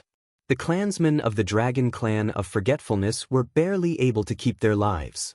But what future did they have? What a huge joke. Young Master Ding's eyes flickered. With a faint and indifferent smile, he lowered his head slightly. If he could see the expression on Long Chuyu's face right now, it would definitely be quite interesting. What should he do? He seemed a little impatient. She really wanted to know how the high and mighty Madame Long would feel when she found out that she had been tricked by the old madam and would be sent to the cold valley of Wangchuan to dig for wild vegetables. See, the more she thought about it, the more interesting it was. While young Master Ding was gloating, Long Huan and the others' faces were ashen. They opened their mouths and wanted to plead for mercy on their behalf. Chapter 4758. However, Ancestor Xuanji's words stopped them from begging for mercy. Between death and going to the cold valley of Wangchuan, which one do you prefer? There was no room for negotiation. That was the truth. Ancestor had sold her face and forcefully saved them from the stoic little girl. How could they continue to bargain? Long Qian turned towards Arbor. When he saw her looking back at him coldly, he couldn't help but sigh. Ancestor Xuanji waved at him. Long Qian walked over with his sister, Long Shangyun. Ancestor. Long Xuanji nodded. He reached out his transparent hand and patted Long Shangyun's neck a few times. Long Shangyun slowly woke up. She looked at her ancestor, who was as pale as glass, as if a lifetime had passed. Ancestor? Tears streamed down her face the moment she opened her mouth. After being possessed by her grandmother, her soul was like a bystander, silently watching everything unfold. She was very clear about what had happened to her body. It was just that she was powerless to stop her grandmother. She didn't know what to say now. All sorts of feelings welled up in her, and she was in a daze. Long Xuanji sighed and looked at her. You're called Long Shangyun? Long Shangyun nodded. Long Xuanji said, your body was possessed by Long Qian before. Although she was forced out by Jojo, she stayed in your body for a long time. Her soul is much stronger than yours, causing your body to show signs of collapse. Senior, is there any way to remedy this? Long Qian's tears flowed. He couldn't bear the pain and agony in his heart. He started to regret it. He regretted not listening to his father and believing his grandmother's nonsense. She said that everything was for the family. Only by saving Long Shuiyuan would the Wangchuan dragon family have a future. But in the end, Long Qian personally pushed Long Shuiyuan out to block the lightning and threw her to her death. Why didn't his grandmother think about it when she was on the brink of death? If she pushed Long Shuiyuan to her death, there would be no future for Wangchuan? Senior Xuanji was right. Everything was his grandmother's selfishness. She kept arguing and saying that she wanted Long Chuyun's aunt to return the 10,000-year-old mermaid pearl. In reality, who would the mermaid pearl end up in the end? Her. Everything was for her own sake. No matter how dignified she sounded, she couldn't absolve herself of her selfishness. Long Huan closed his eyes and knelt down in front of Long Xuanji, kowtowing heavily. Ancestor, please help Shangyun. The whole thing has nothing to do with her. She was just implicated by Wu Wang. Long Shangyun smiled bitterly and reached out to hold her brother's hand. Big brother, it's already a great fortune to be able to survive. There's no need for us to make things difficult for our ancestors. Long Xuanji sighed and turned to look at Arbor, waving at her. The little stoic walked over with a cold expression and didn't utter a word for a long time. Long Xuanji said, Second Sect Master, do you have anything to say about my arrangements? Arbor remained silent and looked at Long Xuanji indifferently. It was so long that Long Xuanji thought that Arbor was unwilling to speak. The little stoic spoke in an extremely cold voice. You already knew my identity when you gave me the 10,000-year-old Xuanji core back then? Long Xuanji shook his head and couldn't help but laugh. Little fellow, I'm not that resourceful. But speaking of which... Chapter 4759. This is a fate that can't be cut off. Ill-fated, Arbor said bluntly. If not, why would she fall out with the dragon clan of Wangchuan? Long Xuanji laughed and shook his head. Child, the dragon clan of Wangchuan went to the cold valley. They might not return in 10 or 100 years. Look, can you forgive them? Never. Arbor interrupted Senior Xuanji coldly. Senior, you've done me a favor. If you want me to let them go, I'll do as you wish. Xiao Mu stated coolly, but that's as far as you go. I have nothing to do with the dragon clan of Wangchuan. Senior, You've been gone for so many years. You should be relieved. What she meant was, Senior, don't interfere with the matters between the Dragon Clan and me. Long Qian had led people to chase after her.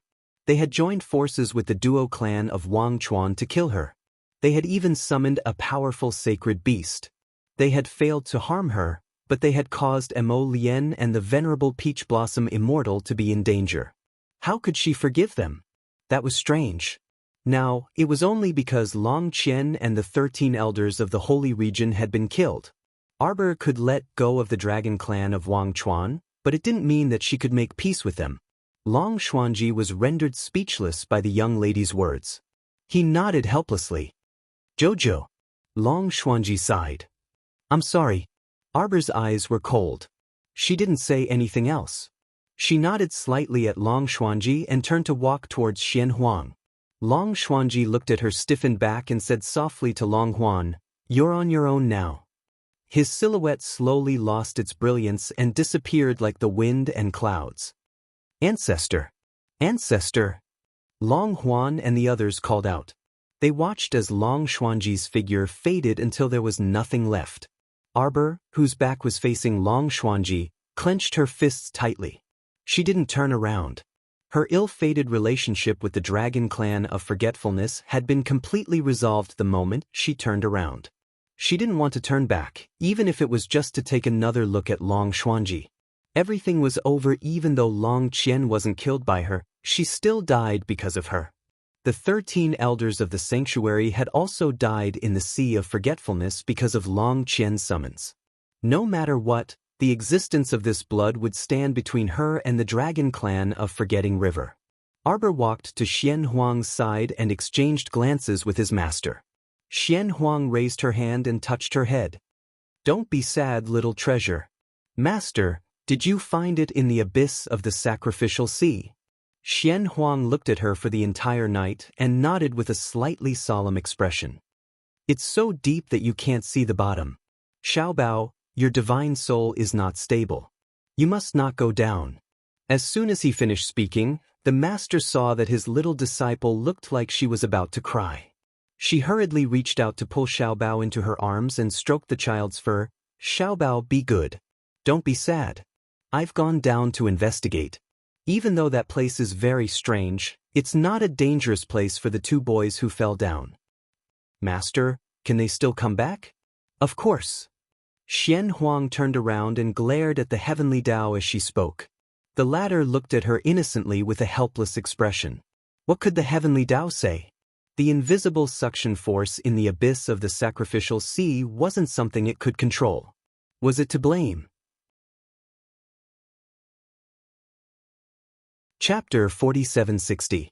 Xian Huang, things are almost done. Can you scram back now? Tiandao glanced at her and asked weakly. Xian Huang retorted, What's the hurry? Didn't he see that her little disciple's emotions were fluctuating? She was not at ease leaving her little disciple like this. Tiandao curled his lips and did not dare to be long-winded with Xian Huang.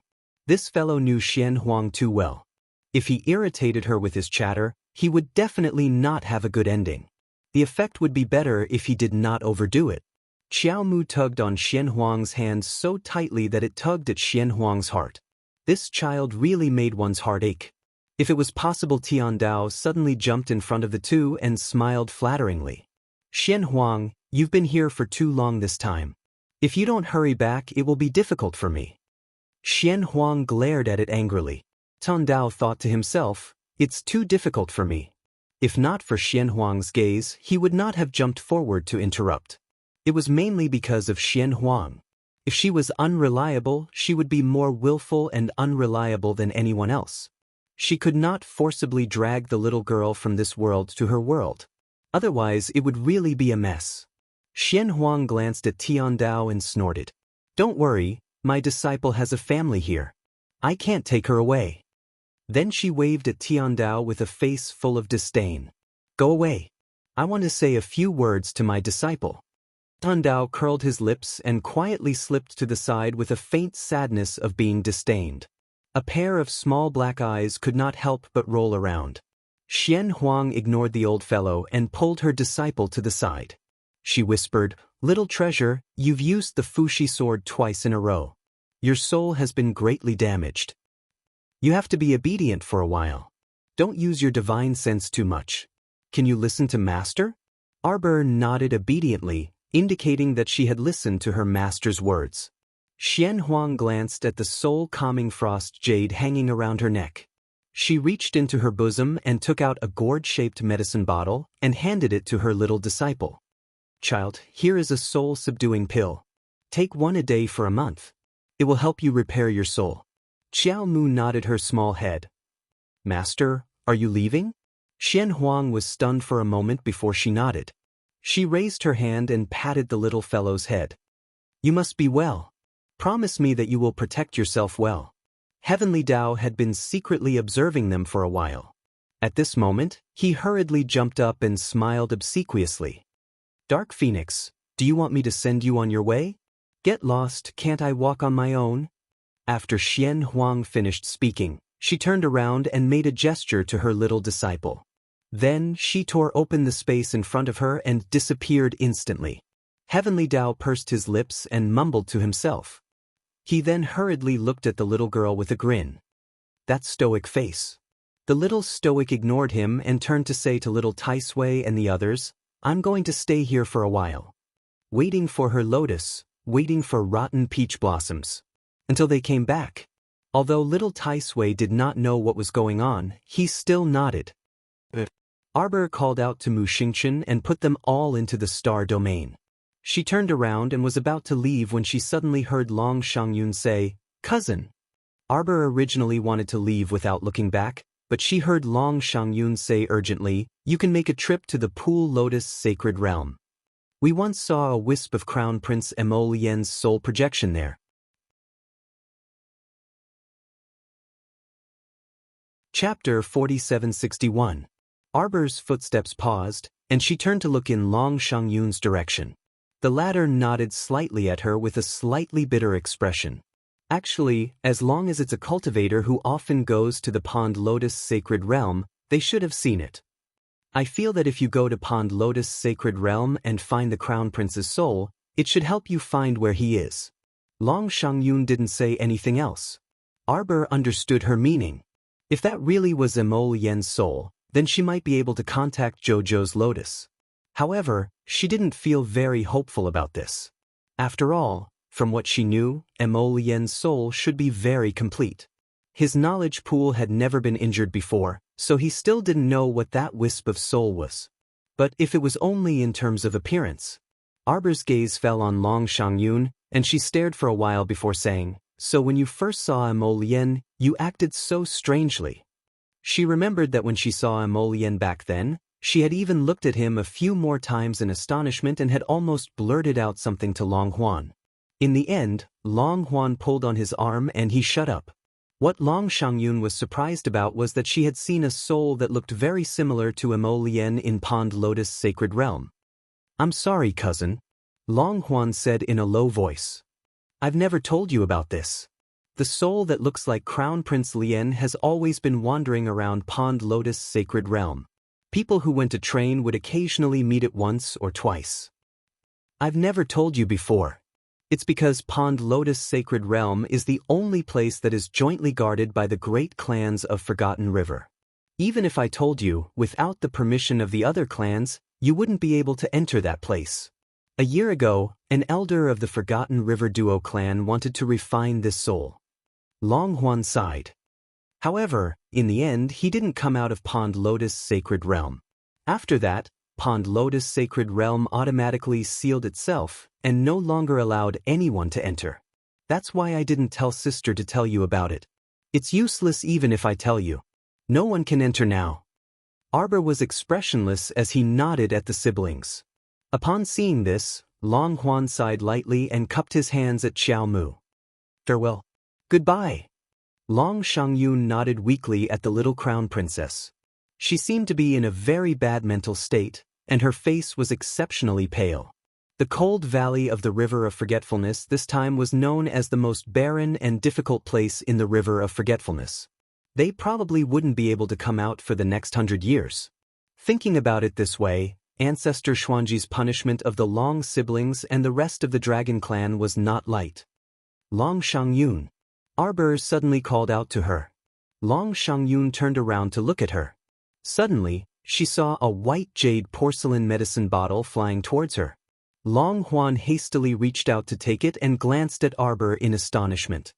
He probably did not expect that this black-hearted little stoic would actually throw a bottle of medicinal pills to his younger sister. There are 30 soul-subduing pills in the jade bottle. You can take one every 5 days. It will more or less help you a little. Long Shangyun smiled at her. Her smile was slightly pale and did not have its usual radiance. Many thanks.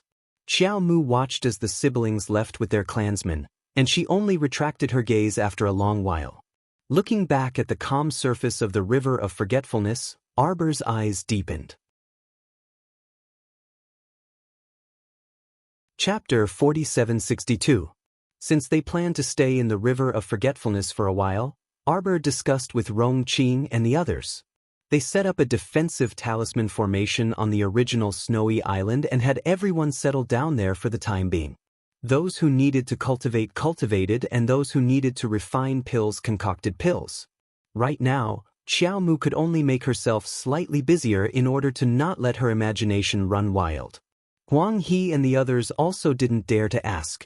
Ever since they sent off the Long siblings that day, Jojo became increasingly taciturn. She usually kept herself as busy as a small spinning top. If she wasn't guiding them in pill refinement, she was helping Rong Qing and speeding up their training. The cultivators complained incessantly in their hearts, but they didn't dare to reveal anything on the surface. They had all deeply experienced the little stoic's methods. Try it if you dare to complain. I guarantee you'll suffer 100 times more than others. The next day this stoic face was just this swindling. What could you do to her? 3 days later, Arbor strolled back and forth on the surface of the river of forgetfulness by herself. During this period she had developed a habit of waiting on the surface for Jojo's lotus to return. She habitually crouched here and stared blankly at the boundless water. She had carved out a large fissure here, and an extremely deep trench appeared. The water on both sides flowed into this deep trench and flowed endlessly. The surface of the sea was still so calm without any ripples. However, they had to be very careful when they reached this place in the future. If they were swept into this trench by the rapids, it would truly be terrible luck. Arbor stared blankly at the trench again today. She sat cross-legged on a futon, and her figure seemed to grow beside the trench, firmly fixed there. She didn't slide down with the rapids, nor did she float out with the currents. She just sat there like this, staring blankly at the deep trench. She didn't know how long she had been in this state. Little Tai Sui had also come out to persuade her, but he couldn't persuade this little fellow. When Mo Lien fell into the abyss of the sacrificial sea, Jojo's heart also fell in with her. Jojo, how about we go to the Pond Lotus Sacred Realm to take a look? Little Tai Sui came out again and stood next to the little stoic worriedly, his eyes fixed on her. Arbor looked up at the little Tai Sui. Do you think Long Shangyun's words are reliable? At that time, I feel that she has no reason to lie to you. You didn't lie to me, but if you want to go to the Pond Lotus Sacred Land, it won't be something that can be solved in a day or two. Jojo still has to wait for Lotus here. Arbor hesitated for a moment and said, Little Tai Sui secretly heaved a sigh of relief. As long as Jojo was willing to go to the Pool Lotus Sacred Realm, everything was fine. Although he didn't know if Lotus Soul existed in this Pond Lotus Sacred Realm, after all Qiao Qiao going out for a walk and strolling around the mystic realm was much better than squatting here like a rock waiting for her husband. Arbor glanced at him. Little Tai Sui, will something happen to Jojo's lotus? Of course not. Little Tai Sui pursed his lips and said, Haven't you heard of an old saying? What? A scourge lives for 1,000 years. Arbor, Little Tai Sui harumphed and said, What can happen to him? Didn't you already know? The result of the Hidden Night Pavilion's message is that his bright lamp projection is completely unharmed, which means that he's perfectly fine. He's only fine for the time being, Arbor thought worriedly. Jojo, Little Tai Sui said seriously, I think we should go. Chapter 4763. If we don't go to the Pond Lotus Sacred Realm to take a look, how will we know whether that soul belongs to Lotus or not? If we really miss Lotus's soul, then won't we regret it immensely in the future? Arbor thought so as well, so she nodded at little Tai Sui. Then how about you bring some people to look for it? Little Tai Sui's face was taut as he shook his head and said, "That won't do. You need to personally make a trip there.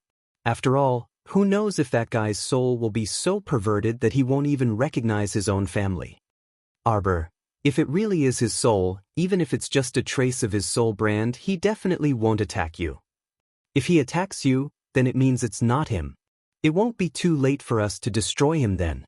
Arbor blinked, feeling that little Tai Sui's words actually made some sense. However, she still couldn't resist asking, why do we have to destroy him if it's not Lotus's soul? Little Tai Sui humphed. Don't you feel uncomfortable looking at him? Why does he look like Mo Lien and not him? Arbor was actually a bit speechless. Just how much did little Tai Sui care about Jojo's Lotus? He couldn't even look like Lotus, alright. Little Tai Sui moved his small arms and legs and bounced in front of her. Go make preparations. We'll set off immediately later, okay? Right now, he had to persuade the little stoic first. He couldn't let her stay in this place and be a lookout for her husband. Arbor glanced down at little Tai Sui and suddenly reached out to pinch his small face. Tai Sui, thank you. She knew this guy just wanted to persuade her to leave this place and go somewhere else to relax. She also knew that her little companions in the star domain were all very worried about her. I've made you guys worry. Little Tai Sui humphed and hastily swatted away her paw with his small hand. He grumbled, impudent, always wanting to get physical with this old man. Arbor couldn't help but laugh and tugged at his long hair. Why are you acting so old when you're still a child? His mood inexplicably improved somewhat. Thinking about it, the little Tai Sui was right. Since the news from the Hidden Night Pavilion said that Jojo's Lotus soul was fine, then it should be fine. Taking 10,000 steps back, Mo Lien and He-Chin were together, so at least they had a companion. If they encountered any problems, they would probably be able to discuss it. Although the little guy kept comforting himself, there was still a lingering shadow in his heart. She thought of that matured berserk sacred beast. That was really an unstable factor. Little Tai Sui snuck a glance at him, pursed its lips, and said with a solemn expression, "All right, don't think too much about it. Anyway, we'll cross that bridge when we come to it." His voice paused, and his expression abruptly changed. This time, he couldn't care less about pretending to be an elder lecturing her with sincere and heartfelt words. He hastily grabbed Xiao Mu's fair wrist and ordered sternly, "Quickly return to the star." Before he could finish saying the word domain, the river of forgetfulness shook violently. Arbor suddenly felt her body sink, and she reflexively reached out to grab the little Tai Sui's lapel. However, he only managed to grab the boy's green and white belt, which was embroidered with emerald green bamboo, before he was sent flying by a huge shock wave uncontrollably. Arbor didn't even have time to open her star domain before she fainted. On the calm surface of the river of forgetfulness, a series of explosions could be heard. The entire sea was filled with thunderous sounds. At this time, the river of forgetfulness was being bombarded by divine stone cannons. Chapter 4764. An hour ago, when Madame Long received the news that her son and daughter had moved to the cold valley of forgetfulness, she almost collapsed. Why do we have to go to the cold valley of forgetfulness? This is an order from our ancestor. Long Chuyu's expression was also very bad. He had already received news that Long Huan did not listen to him and become friends with Jojo. Instead, he followed his grandmother and did a series of foolish things. Ancestor Xuanji has already passed away for so many years. Why does she still want to interfere with the clan's matters? What Madame Long wanted to say was, what right does Ancestor Xuanji have to send the entire Wanchuan Dragon clan to the cold valley of forgetfulness? Because this is an order from our ancestor. Long Chu coughed heavily and stared at her sternly. Everyone has to accept it. Madame Long's eyes were red and her voice was extremely mournful. Don't you know what kind of place the cold valley of forgetfulness is? How can anyone live in such a place? How long will it take for us to move there? 100 years. Long Chuyu said indifferently. What? Madame Long's eyes were wide open. Why? Before Long Chuyu could get angry, he heard a loud sound and the entire sea defense barrier above them seemed to ripple slightly under the impact. Through the transparent barrier, Long Chuyu and Madame Long could see countless panicked little fish, wagging their tails and running around in all directions. Deafening explosions continued to ring out. Long Chuyu hurriedly called someone over and asked, "What happened?" "Someone's attacking us. The other clans have sent a distress signal." Long Chuyu's expression was grave. "Who did it?" "We don't know yet. We only see countless god stone cannons bombarding our barrier." Madame Long cried out in panic. "What? How long can the barrier last?" This was no joke. The reason why they were able to live at the bottom of the forgetfulness and even be isolated was because of the barrier. Once the barrier was broken, the seawater outside would definitely pour in. At that time, the entire Forgetfulness clan's land would collapse and the losses would be disastrous. They had just been sent to the cold valley of Forgetfulness and were attacked repeatedly. Long Chuyu didn't believe that there was no premeditated plan. But who was it that was able to gather so many divine stone cannons? Long Chuyu took a deep breath and quickly walked outside. "Let's go and take a look." "Arbor, it must be Arbor!" Madame Long angrily shouted. The matriarch just left, and she immediately brought people to attack Wang Chuan. "This little girl is really ruthless." "Shut up!" Long Chuyu glared at her in annoyance. "You usually look like a smart person, but why can't you always be smart at critical moments? How could it be Jojo? She already knows that Ancestor Xuanji of the Dragon Clan banished us all to the forgetful river Cold Valley. Given her character, she would have refuted Ancestor Xuanji's decision on the spot if she did not agree with him. Since she didn't say anything, it means that she has tacitly agreed to our ancestor's decision," Long Chuyu said with a cold voice. "Isn't that perfect?" Madame Long's face was full of hatred. "If we all leave and are banished to the cold valley of forgetfulness, she can take over the magpie's nest and call herself the Great King." "Huh? Who's taking over the magpie's nest?" A cold voice slowly entered Madame Long's ears. Chapter 4765. Long Chuyu and Madame Long were both startled when they saw the handsome young man strolling over with a face as cold as water. Madame Long's expression changed slightly, and she finally couldn't help but say angrily, "It's you. So it was you who brought people with the divine stone cannon to bombard our Wangchuan clan's land?" She turned her head and roared at Long Chuyu, "Look at the good son you taught. This little bastard is getting bolder and bolder." Long Chuyu clutched his chest and coughed heavily a few times. His expression was somewhat incredulous as he looked at the young man in front of him with a complicated gaze. Why did you do this?" A trace of alienation and indifference flashed through Ding Yun's eyes, revealing a strange light.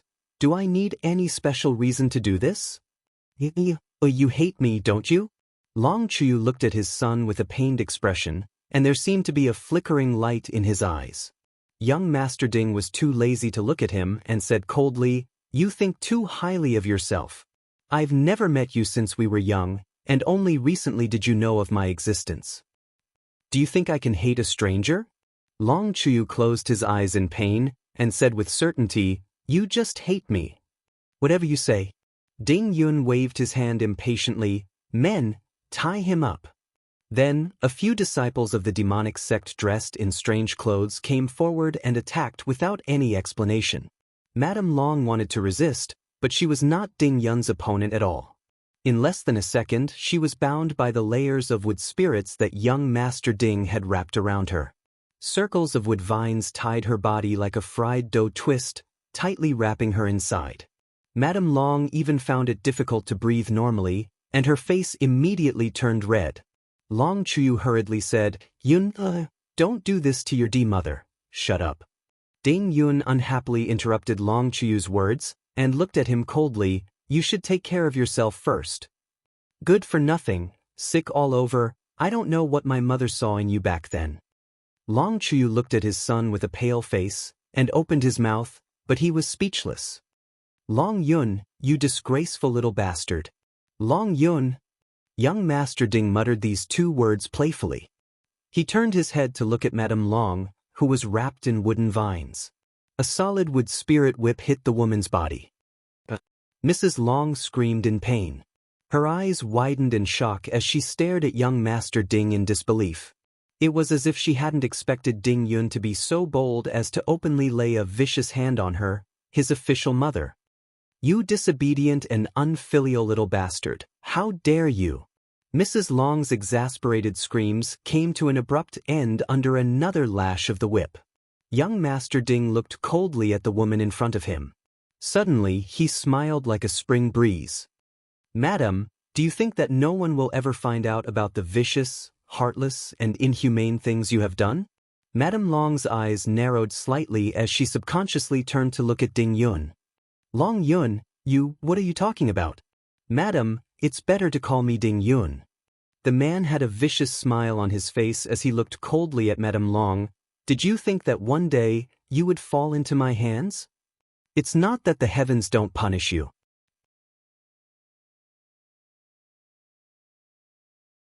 Chapter 4766. Previously, it was just not the right time. Ding Yun stared coldly at Mrs. Long, and now, it's clearly the right time. A rare trace of panic flashed across Mrs. Long's face. Her gaze followed Ding Yun's raised arm back and forth. She opened her mouth, but seeing that the whip was about to land again, she hurriedly screamed, Long Yun, let's talk things out. The wood spirit whip in Ding Yun's hand unceremoniously whipped the woman's white cheek. Madame Long was shocked and angry. She covered her face with her hands in fear. If Mrs. Long's memory is bad, I don't mind reminding you again. Ding Yun looked at her coldly. Madam, it's better to call me Ding Yun. I'm not used to hearing others call me by an unfamiliar name. Mrs. Long's face was distorted. Her eyes were filled with venom as she stared at Ding Yun. Ding Yun. Ding Yun smiled and nodded. Madam, if you have anything to ask, just ask. Madame Long gritted her teeth and clenched her teeth, not making a sound. Since Madam has nothing to say, then let me say it. Long Chuyu was finally able to see some clues. Her son seemed to have come here to settle accounts with Madame Long? But what he didn't understand was that his son had followed Ding Zian since young and never knew his wife. Where did this inexplicable hatred come from? Could it be that Ding Zian often mentioned them in front of his son? Long Chuyu couldn't figure it out. Ding Yun couldn't be bothered to talk nonsense with Mrs. Long. He went straight to the point. Watching your son and daughter go to a barren place like the forgotten river Cold Valley and not be able to leave the valley for 100 years, isn't this heartbreaking? What are you trying to say? Mrs. Long glared at the man in front of her and shouted, Ding Yun, don't try to get information from me. It's useless. Self-righteous. Young Master Ding smiled coldly at her. What do I need to get information from a dying person like you? If I want to know something, wouldn't it be faster to search your soul? Madame Long trembled and looked up at young Master Ding in shock. The latter smiled at her gently and said, Don't worry, I won't kill you for the time being. There are some things that I want to clarify with you. You're the only one who knows about this. As for whether he would take her life after asking her, that would depend on his mood. Madame Long sneered, Do I have to answer just because you asked? As soon as she finished speaking, she felt a hand with fingers as hard as steel tightly gripping her throat. Ding Yun looked at her with a smile, his eyes filled with ruthless coldness. If you don't tell me, you won't even have the chance to see your children one last time. What do you mean? Do you still not understand, madam? Ding Yun looked at her with a cold expression and said, Do you think that I only brought people to encircle and annihilate the remaining old, weak, women and children of your Wangchuan clan? Long Chuyu's eyes narrowed as he suddenly shouted angrily, Yun, you even sent people to deal with Ji and Shang Yun? Father is still the smart one. Ding Yun smiled and nodded. You understood immediately. You. Madame Long sucked in a breath of cold air and screamed with great difficulty, You demon, you ah.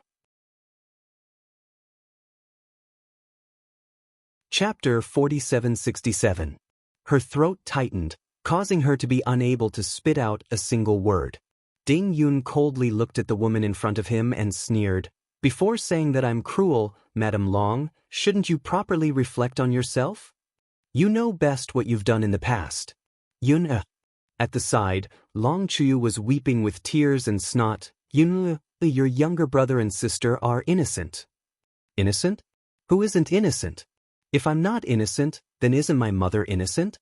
Ding Yun suddenly turned his head and roared at Long Chuyu with a cold expression. "If you weren't two-timing, would you have caused my mother's tragedy? If it wasn't for you, would my mother have been so crazy as to kill my foster father back then? And even made me duel with my brother?" Ding Yun heavily kicked Madame Long in front of him, his hand fiercely clutching her neck. "If you think that Long Huan and Long Shangyun are innocent, then what about me? Am I not innocent? Who did I offend? I was locked in a small dark room by my own mother, had to duel with my own brother, and even killed him with my own hands?" Long Chuyu looked at his son in shock, his face filled with disbelief. You said, what did you say?" At this moment, Ding Yun had already sunk into a huge sorrow. It was as if he was seeing that terrifying scene from more than 10 years ago. At that time, when he pushed open the door of that gloomy and terrifying woodshed, a child pounced on him, kicking and tearing at him. He had no choice. If he didn't kill, others would kill him.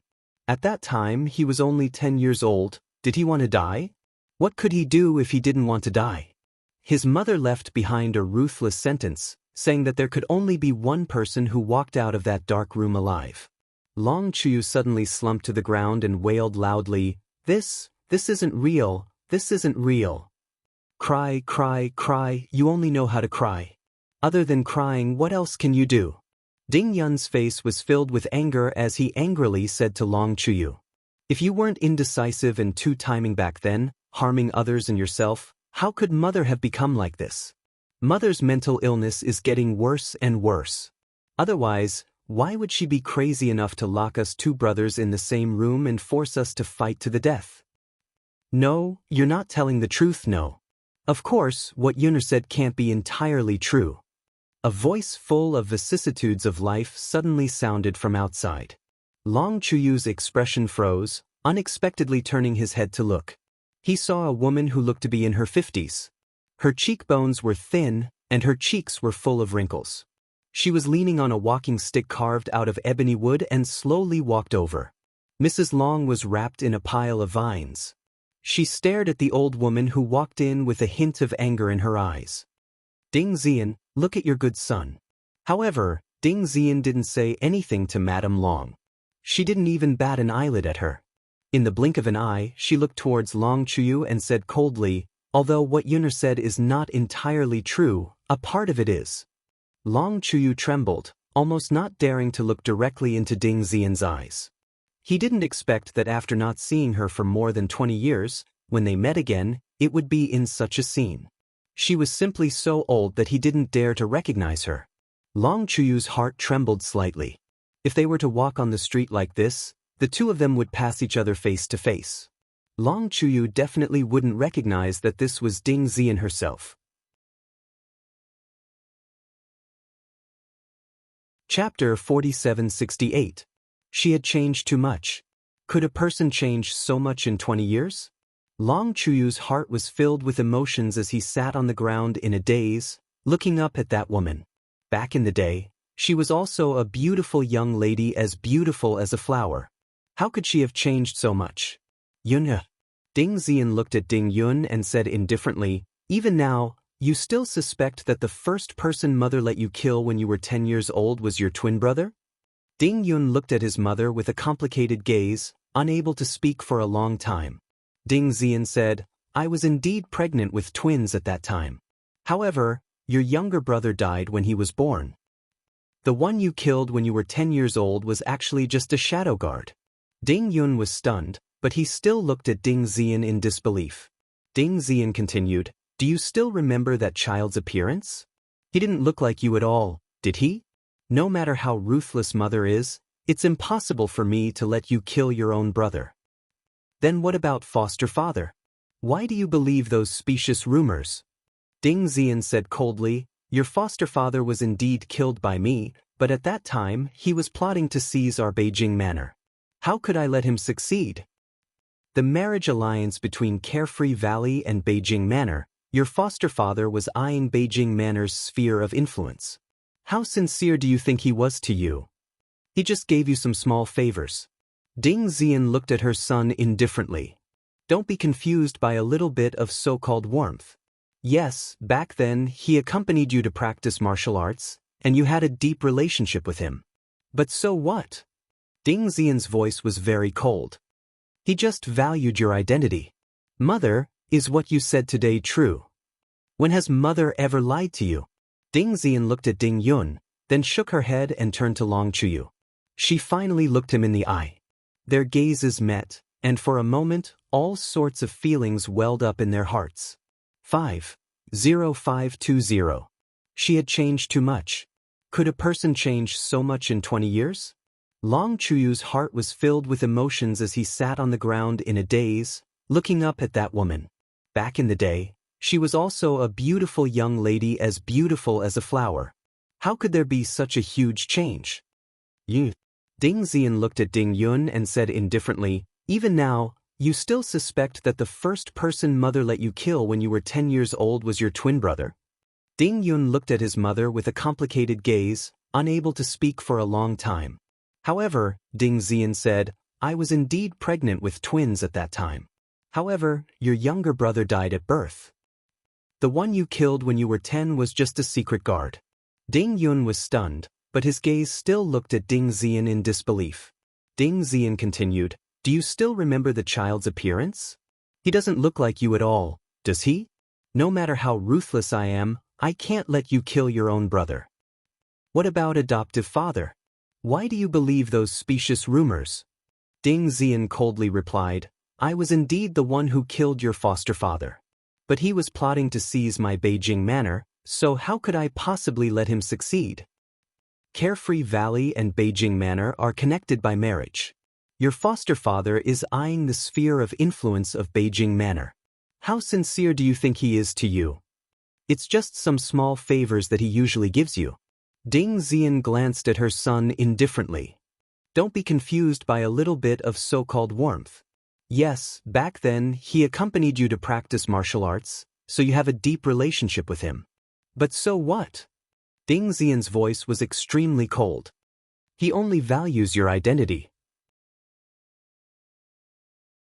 Mother, is what you said today true? When has mother ever lied to you? Ding Xian glanced at Ding Yun, then shook her head and turned to Long Chuyu. She finally looked him in the eye. Their gazes met, and for a moment, all sorts of feelings welled up in their hearts.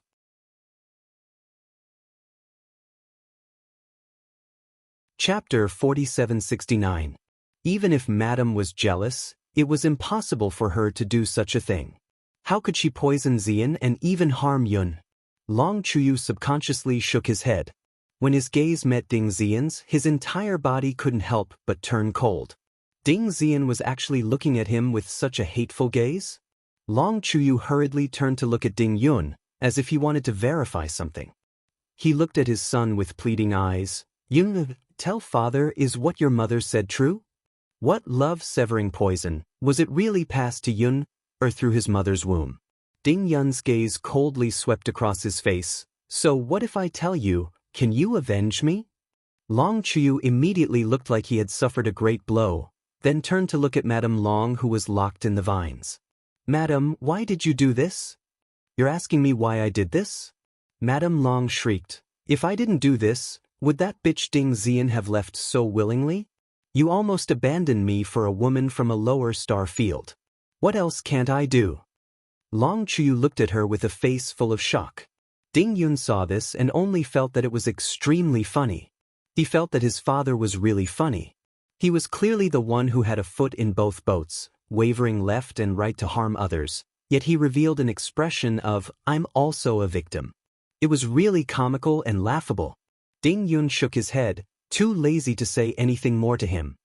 He turned and walked to Madame Long's side, then heard Long Chuyu call him mournfully from behind. Yun.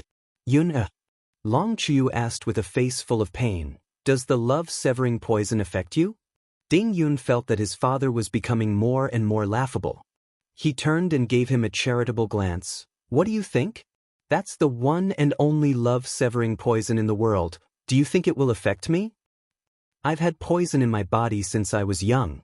When I was young, the poison would flare up on the 1st and 15th of every month.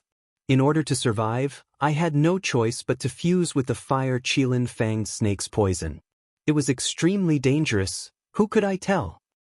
You think I wanted to fuse with this snake's poison and become a detestable demonic cultivator? I'm doing this to survive. Ding Yun looked at him coldly. Long Chuyu cried out sorrowfully, Father did not know about this, father. Now that you know who the culprit is, will you stand up for me? Can you solve this problem for me? Can you make your wife hand over the antidote to the love-severing poison? Long Chuyu was left speechless by his series of questions. Ding Yun looked at him indifferently as a sneer appeared on his lips. You can't do anything. Brother. Sikong Fuling walked briskly to her side. The people in the front and rear courtyards have all been arrested and there are still more than 200 people left. They are all old, weak, women, and children. I know. Ding Yun nodded. They only received the housewarming notice today. I'm afraid they won't even have time to cry before we take them all down. The remaining old, weak, women and children in the clan would also have to move to the cold valley of the River of Forgetfulness. But to them, the cold valley of the River of Forgetfulness was no different from hell on earth. They might not be able to return alive after going there. Sikong Fuling looked at Madame Long with disdain. Did this woman confess? Did she say how to cure the poison? Chapter 4770. Brother, do you want me to use some special methods to let her enjoy herself? Sikong Fuling took out a flute and smiled sweetly in Madame Long's direction. However, even though her smile was beautiful, it made Madame Long's hair stand on end. She was horrified. Ding Yun reached out and patted her shoulder. Then I'll leave it to you, Fuling. All right. Sikong Fuling grinned and placed the flute in front of her. Just as she was about to blow the nightmare demonic flute, she heard Long Chuyu's pitiful cries behind her. Can you let her and Shangyun go? The two of them never had anything to do with you. Sikong Fuling smirked and interrupted Long Chuyu's begging with the sound of the flute. On the other side, Long Shangyun and Long Huan's group, who were heading toward the Forgetful River's cold valley, were surrounded by the demon sect's followers. The two parties began an intense battle on the sea. More than half of Long Huan's 3,000 personal guards had been exhausted in the previous battle. Now that they were surrounded by the demon sect's fresh troops, they were naturally defeated. Long Shangyun's lips were slightly pale. She held the bottle of soul-calming pills that Arbor had given her tightly. Her eyes were filled with anxiety as she kept glancing at Long Huan, who was fighting with the others. Long Huan was being surrounded by 3 Mystique Venerable rank experts and was barely able to defend himself. If not for the people from Aohai protecting him with their lives, he would have been captured long ago. Long Shangyun could tell that this group of people was very ruthless. Every strike was fatal to her brother. They did not seem to be out to capture people. They seemed to be out to kill. Long Shangyun's eyes narrowed slightly as she watched one of the men in black slash Long Huan's arm with his saber. Brother. The instant Long Shangyun cried out in surprise, 2 or 3 impolite gazes swept towards her face. Seeing those people rushing towards her, Long Shangyun started to panic. Who could she beat in her current state? She would still be captured easily. She could not implicate her brother. With that thought, Long Shangyun immediately got up with difficulty and jumped into the sea, sinking into the water with a splash. Long Huan looked back and hurriedly called out, Jiang Song, quickly go and take a look. The dragon guard named Jiang Song immediately jumped down with Long Shangyun. At the same time, the entire ship rumbled. A few Mystique Venerable rank cultivators threw divine power orbs onto the ship with cold expressions. Soon, the entire ship was set ablaze. Long Shangyun had just popped her head out when she was blasted out by the shockwaves from the ship. The last thing she saw was Aohai pouncing on her brother and blocking a knife for him. However, in the end, the cold blade still pierced through the elder brother's chest. Brother. Long Shangyun's head was hit by the fragments of the ship, and she sank into the water. By the time Ding Yun left Ding Zian, Long Chuyu and the others behind and walked out of the house, the sun had already set in the west. The sunset glow faintly shrouded the horizon, revealing a somewhat dense color. "Look at what you've done." A cold rebuke came from outside the door. Ding Yun looked up and his gaze landed on a man wearing a silver ghost mask who was rushing over. Ding Yun smiled nonchalantly. "Since the hall master is here, let's talk in the side room." "Sect Master Ding, you're being very unkind." Chapter 4771. The red-clothed man leaned to the side and abruptly interjected, "You took action in advance but didn't say anything. How do you expect us to continue cooperating with you?" Cult Master Ding smiled faintly. "Young Master is joking. This is a personal grudge between me and the Dragon Clan, so there's no need for everyone to intervene." The Ghostface Hall Master glared at him coldly. "Cult Master Ding, you don't need me to trouble myself to remind you, right? We're in a cooperative relationship. Please inform us before you take action." "Okay." Ding Yun readily nodded in agreement. "Everyone, just treat this as an accident that I didn't consider carefully before taking action. I'll definitely inform everyone in a timely manner in the future. What do you plan to do now?" Fan Meng and Fan Yu, who followed the Ghostface Hall Master here, couldn't help but frown. "I'll resolve some old grudges between me and the Dragon Clan," Ding Yun said with a smile. "Everyone should be aware of my relationship with the Dragon Clan of Wangchuan." Gong Songfeng gazed deeply at Ding Yun, a faintly discernible coldness creeping onto his lips. This humble one truly admires Cult Master Ding's meticulous planning. Ding Yun raised his brows noncommittally. Gong Songfeng was about to speak with a fake smile when he saw several demonic cult disciples rush in. When they saw them present, they were clearly taken aback and hesitated on whether they should go forward to report. "Is there something that you can't say?" Fan Meng said coldly, "Cult Master Ding, you sent people to secretly search for something on the surface of the sea. Are you still trying to hide it from us?" Ding Yun smiled. "Vice Hall Master Meng worries too much. You secretly prepared over 1,000 divine stone cannons to attack the Dragon Clan of Wangchuan. Attacking at the same time, you must have affected Jojo on the surface of the sea, right?" Ding Yun was silent for a moment before saying teasingly, "Ayaya, I was wondering why you came in such a hurry. So you came for that stoic face. If it's because of this, you can rest assured. The little stoic has been a little fellow with good karma from beginning to end. Nothing can happen to her except for anyone else." Gong Songfeng sneered. "You're truly ruthless." Ding Yun raised his eyebrows. "No one would have thought that you were the one who had been watching the situation from the sidelines." Fan Meng looked at Cult Master Ding in front of her with an indifferent expression. "You deceived them so miserably." Fan Meng's lips curled into a sinister smile. That Dragon Clan leader actually believed your nonsense. He thought that as the Dragon Clan's leader, he really had the ability to release that human-shaped sacred beast. Young Master Ding looked at Fan Meng with interest and suddenly laughed loudly. "It's her own stupidity, all right? I'm just looking for two people to intentionally or unintentionally mention the legendary humanoid sacred beast in the sacrificial sea abyss to her. It's that old woman's selfishness and greed that's causing trouble. If it wasn't for that, how could she possibly be used by me?" Ding Yun sneered. "After all, this is our last chance, isn't it? What's more, your heavenly fate also played an indelible role in this." Ding Yun said with a chuckle, "After all, I didn't refine the medicinal liquid that made the humanoid sacred beast go berserk.